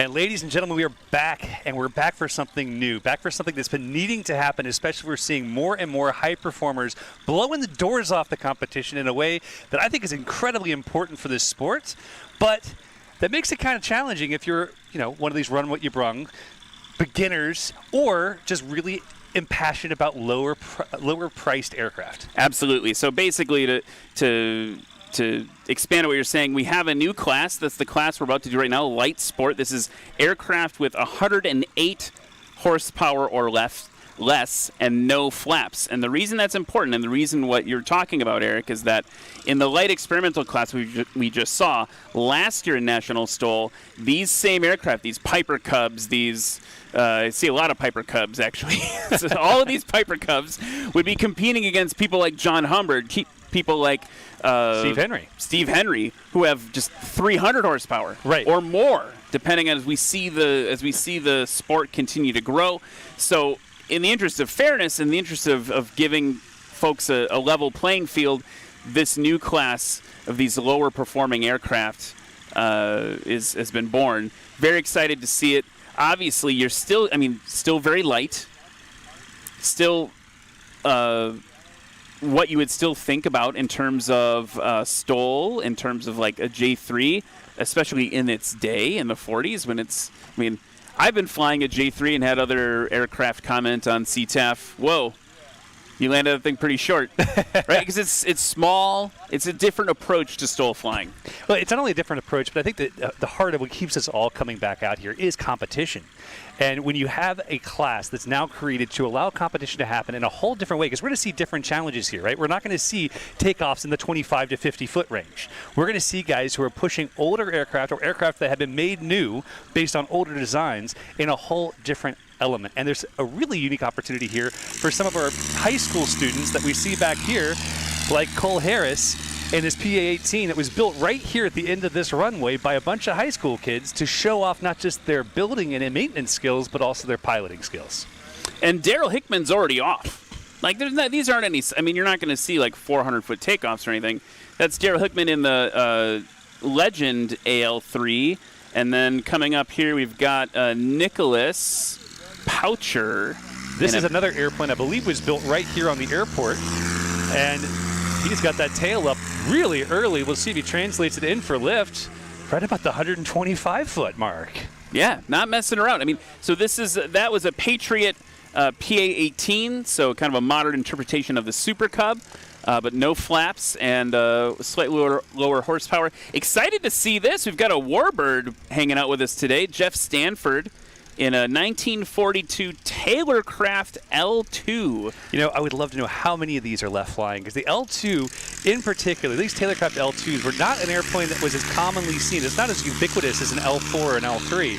So we see him putting the cold tire to her right now. Keeping the ground effect. Keeping it just barely off.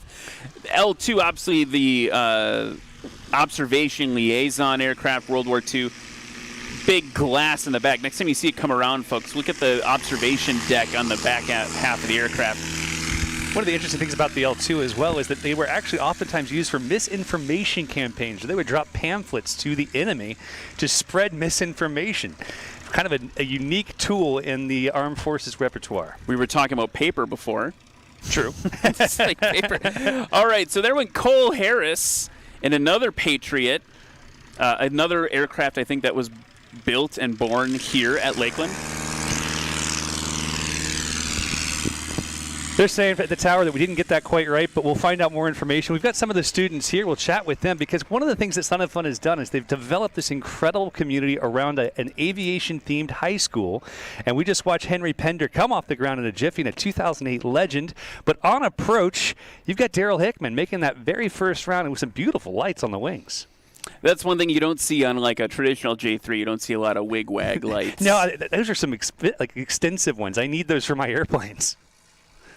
A little bit of a balloon there. That's right, though. He's got the power pulled back. Nice line. He's safe. Now it's all about braking.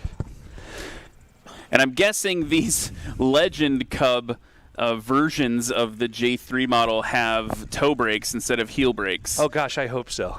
As a J3 owner, I miss my J3, but I have to fly it barefoot. I've got a size 13 shoe, and I could never wedge my heels in just quite right. A lot of J3 pilots I know wear those, not a sponsor, but those Pilote racing shoes because they're the ones that are tight enough on their feet to fit between the seat and the rudder pedals. Nicholas Poucher trying a different type of line here, kind of playing that John Humbert line, keeping it low, keeping it slow, but keeping it right behind the power band. See when he pulls power here. This will be the deciding moment, and it's close. That was super close. I feel like that was safe. I heard some oohs in the back that maybe felt differently. I'm rooting for Nick. We're rooting for Nick, though. We're rooting for Nick. We got to root for all of them. There's the replay. It was good. That was amazing. From the judges, it is good. You cannot get any closer than that. No, I think that is about the limit. It's like literally right on the line. There's probably some white dust on the main. Taylorcraft L2 now, high and fast. Back in the power. He's used to that airplane. You can tell that right there. I would have expected it to float a bit more than it did, but he got that little juice of power just when he needed it. Well, and Taylorcrafts are kind of notorious for being floaters. The more efficient wing for the era, but they definitely have a little bit of, when they get in the ground flag, they like to keep going, is what I've heard. I've never flown one myself. I don't fit in a Taylorcraft. Being 6'4" has a lot of drawbacks in aviation. All right, Cole Harris. Ooh. I didn't see that left main gear. I don't think it was good. I think he definitely touched. Yeah. That's all right. We'll go back around again and see what happens next. They're going to review that one too. Now, the tail wheel can touch. You could, in theory, put the tail wheel down 200 feet before the line and keep the tail wheel on the whole way, and that's okay according to the rules. It's all about the main wheels. Right, and what's fun is when some of these guys start to horse around, when the winds are just right and those tail wheels get on the ground and they're just transitioning across the whole runway, tail on the ground, having some fun. Last but not least, Henry Pender coming in with that 2008 Legend AL3C100. And the other thing I want to mention is that Jake Pender competed. Oh, nice landing for Henry. Jake Pender competed earlier against the experimental Bush class, but just to get on the book so they could use the same airplane twice. So that when you hear us talk about Henry and Jake, when you see the scores, that's why that was. Jake isn't flying this round. As a reminder, he was flying last round. As we get the light sport class through, I want to talk about one of our sponsors, Life Aviation. Life Aviation is a proud sponsor of National STOL. They're a new shop located in Dallas, at Dallas Executive Airport, and they're here for all your general maintenance needs if you're flying through the general Texas area, including major repairs. Be sure to check them out. Life Aviation, that's L-Y-F-E. It's the millennial spelling of life. Well, as a millennial yourself, you have to appreciate totally that, appreciate it. We're changing the world one letter at a time. Yeah, no vowels. No vowels. Pretty soon, no vowels. Now, excuse my ignorance. I know Jay Stanford for many years. Is Jeff his father, or is there some relation? Oh, I don't know. That's a great question. Well, we're getting from the back office that Jeff is his father. I was going to say we could just start saying, crazy cousin, something like that. Right. But flying with family is something that I hold near and dear. I've had the opportunity to teach my father, two of my brothers, and one of my sisters to fly. And I think that this is just what a unique opportunity to come out here to an event like the National STOL and be able to share it through multi-generational flying in an aircraft that's older than either of them. Yeah, and the other thing about an airplane like that, compared to all the other airplanes in this class here at Central Florida Classic are relatively new because they've been built either by a company or by a bunch of kids, as we're seeing. And that Taylorcraft there, you're a caretaker of the plane. Oh, absolutely. I think especially any wartime airplane, you don't own it. You have the opportunity to preserve history for the world to see in a really special way. Okay, there goes Daryl Hickman in the 2015 Legend AL3.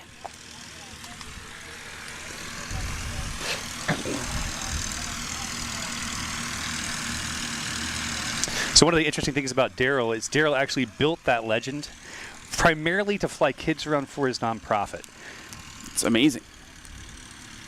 His nonprofit educates kids and teaches them about aviation through actual hands-on use in flight. One of the coolest things you could do with aviation is bring it on to the next generation. Strong start here. Absolutely. Off, I want to say between 125 and 150 there for Nicholas. I like the paint job on that one. It's beautiful. I like the paint job on that too. So I want to talk about this. Like the distances we're putting up here are actually kind of competitive if you compare them to the other classes. They're competitive with some of the other classes. It's just a different kind of aircraft. Here's Jeff Stanford in the Taylor craft, 650 feet, best run so far. Combined score, remember? We're seeing that in 6th place currently with Nicholas. In 1st place with 324, but another strong start here for Jeff Stanford. Dragging that tail wheel and keeping it in ground effect as long as he can. Hearing a lot of these pilots talk, Matt Peterson earlier in the broadcast talking about timing when you take that bite of the Stoll sandwich is hard, and it's even harder when, I mean, we're winds calm right now. You don't have a lot of extra help from Mother Nature. It's remarkable what a difference flying with 10 pounds or 10 gallons less gasoline or flying with a 10-knot headwind is. It just changes the entire dynamic, and you'll see the numbers from day to day over this weekend change dramatically, because if tomorrow we're offered up a 12-knot wind, imagine how much shorter these takeoffs and landings Yeah, a little goes a long way. Absolutely. Okay. I believe this is Henry Pinder. Very nice commitment there, coming off about 175 feet or so. You could 100% use any of these airplanes to land on an aircraft carrier. Well, aircraft carriers, sandbars, all sorts of fun places to explore.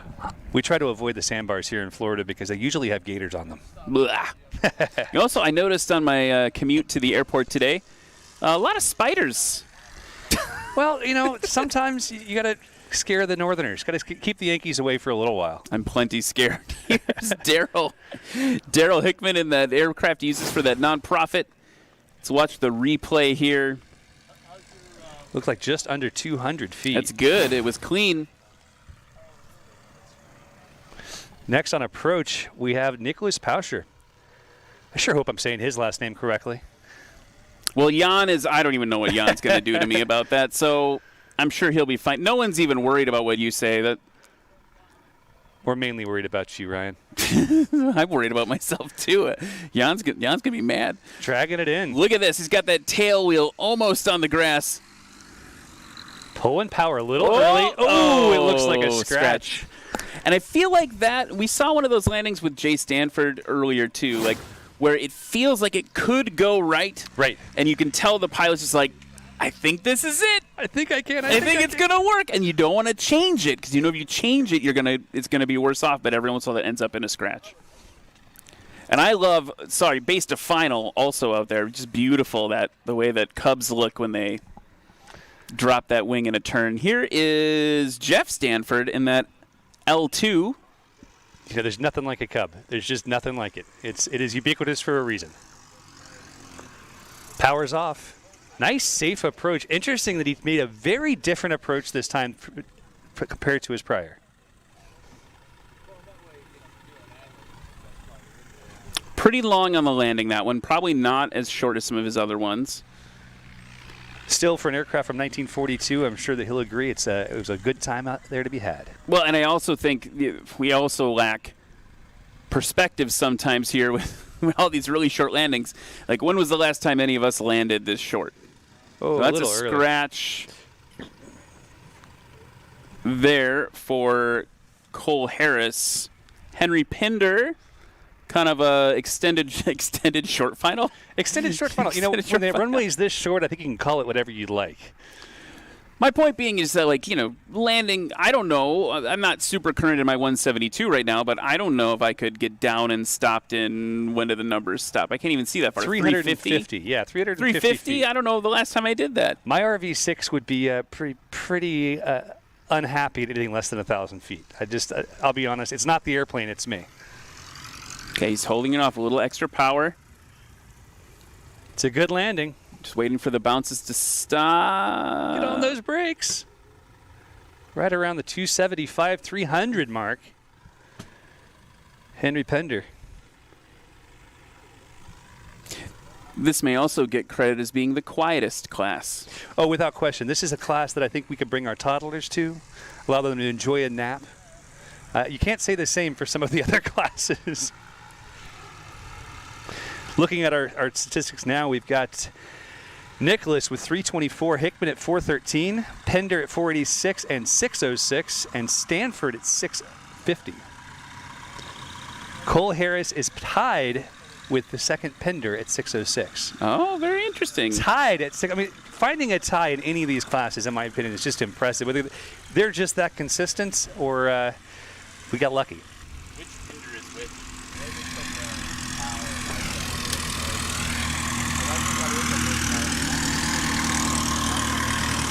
So we just got some clarification because our stat graphic here is both Penders. It's just last names, Pender, and found out that the dad is schooling the son right now, and that's how it should be. You know, as a father now myself of 3 children, I pray that I will always be able to school them in at least one thing, and if it's flying, that's so much the better.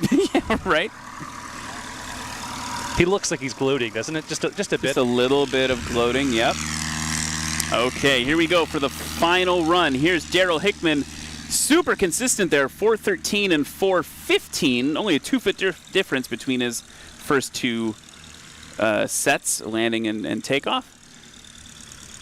Nicholas lining things up. Did not qualify for his second landing, which is really disappointing because that first was so impressive. I'm very excited to see if he's able to pull this together to bring some hometown cheer for this airplane built at the hangar at the end of the runway. First takeoff, 324 feet for Nicholas. First takeoff, 145. He's off here well before the 175 mark.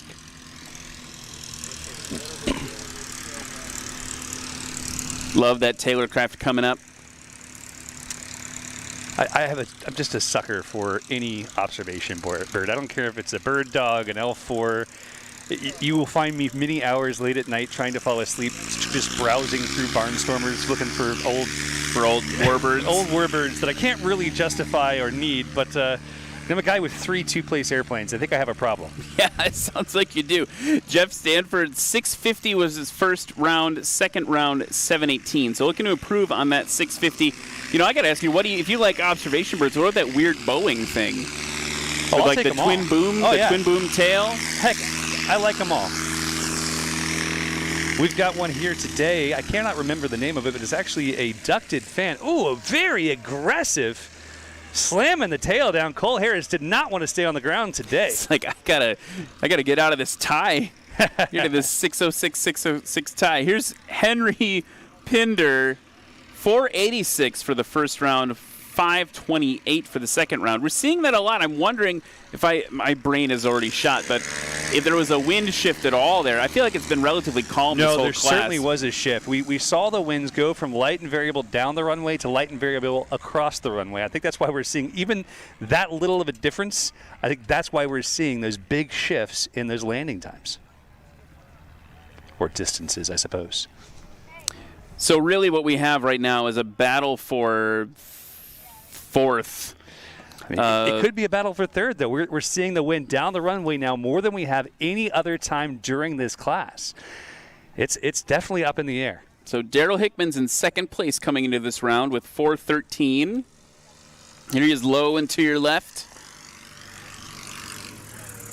Ooh, that's a close one. That is too close. That was also one of the most gentle and delicate touchdowns of the competition. He's making Cub drivers everywhere a little bit jealous. Right. Here we go. Let's watch it on the replay. Oh, that might be... They're calling scratch. I was going to say, maybe give that one to him. It was right on the line. If ever there was one on the line, that was it. Which it's a scratch for the purposes of our competition, but, like, putting something on the line like that. I don't think he'll go home and cry about it. I have a feeling he'll be pretty proud. I mean, I don't know. I heard he's kind of a crier. I don't know. I have no idea. So here comes Nicholas. Currently first place with 324. Very nice. Good landing. Keeping it across the line, making sure that things are stopped just before that 200-foot mark, it looks like from here. Could be just after it.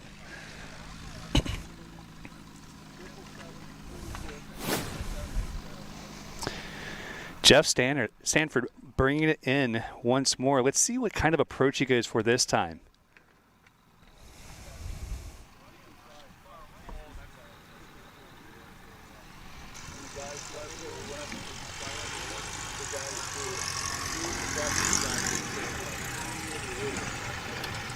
Nice approach. Doesn't make a scratch. Trying to get it stopped now. You can really see the difference between the Cub types and the Taylorcraft there, just in the speeds required for the wing coming in. I do think that he's at a bit of a disadvantage based on that true or not old pilot's tale about Taylorcraft being a little more efficient, but also a little more floaty. Well, he's definitely coming in with a bit more speed than our other competitors. Now we see yet another scratch. What a disappointment from our friend Cole Harris. Now he may be a crier, in fact. Well, you just called him a disappointment. He's gonna be disappointed in that result for sure. Last but not least, Harry Pender.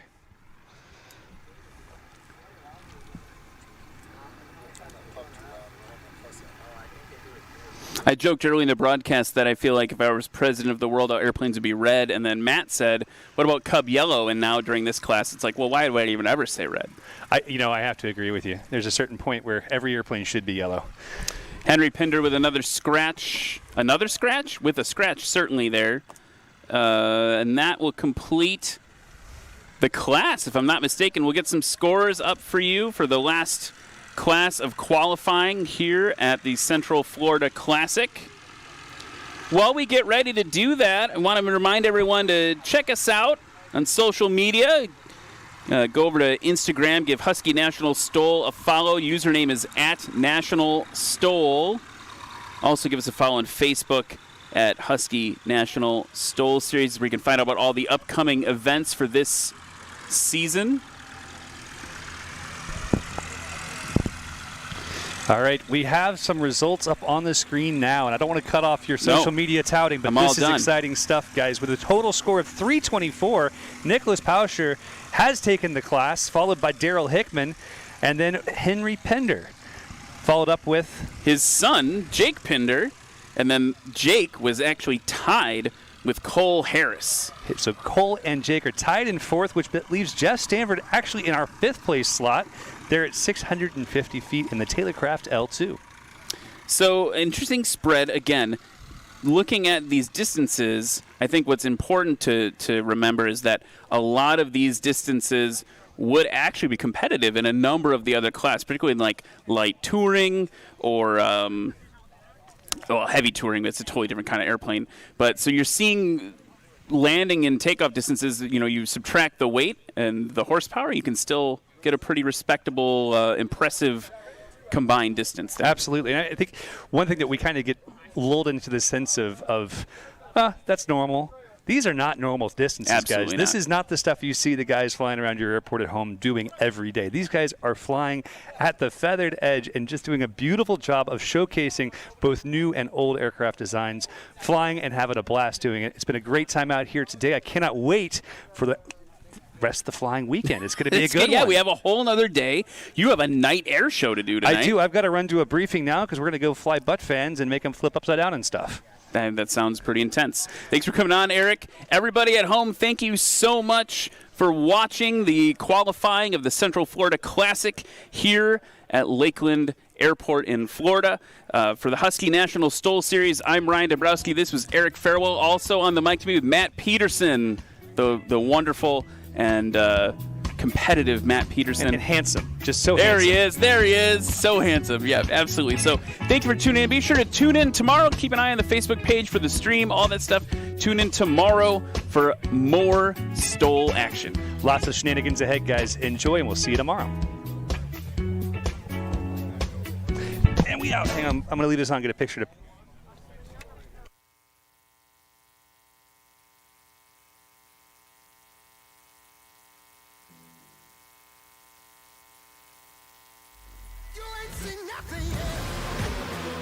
Yeah, I got that right turn. We're good. Let's meet up at the compound group up. That's 10-4. Yeah, for sure, dog. Good, little driver. Straight on through.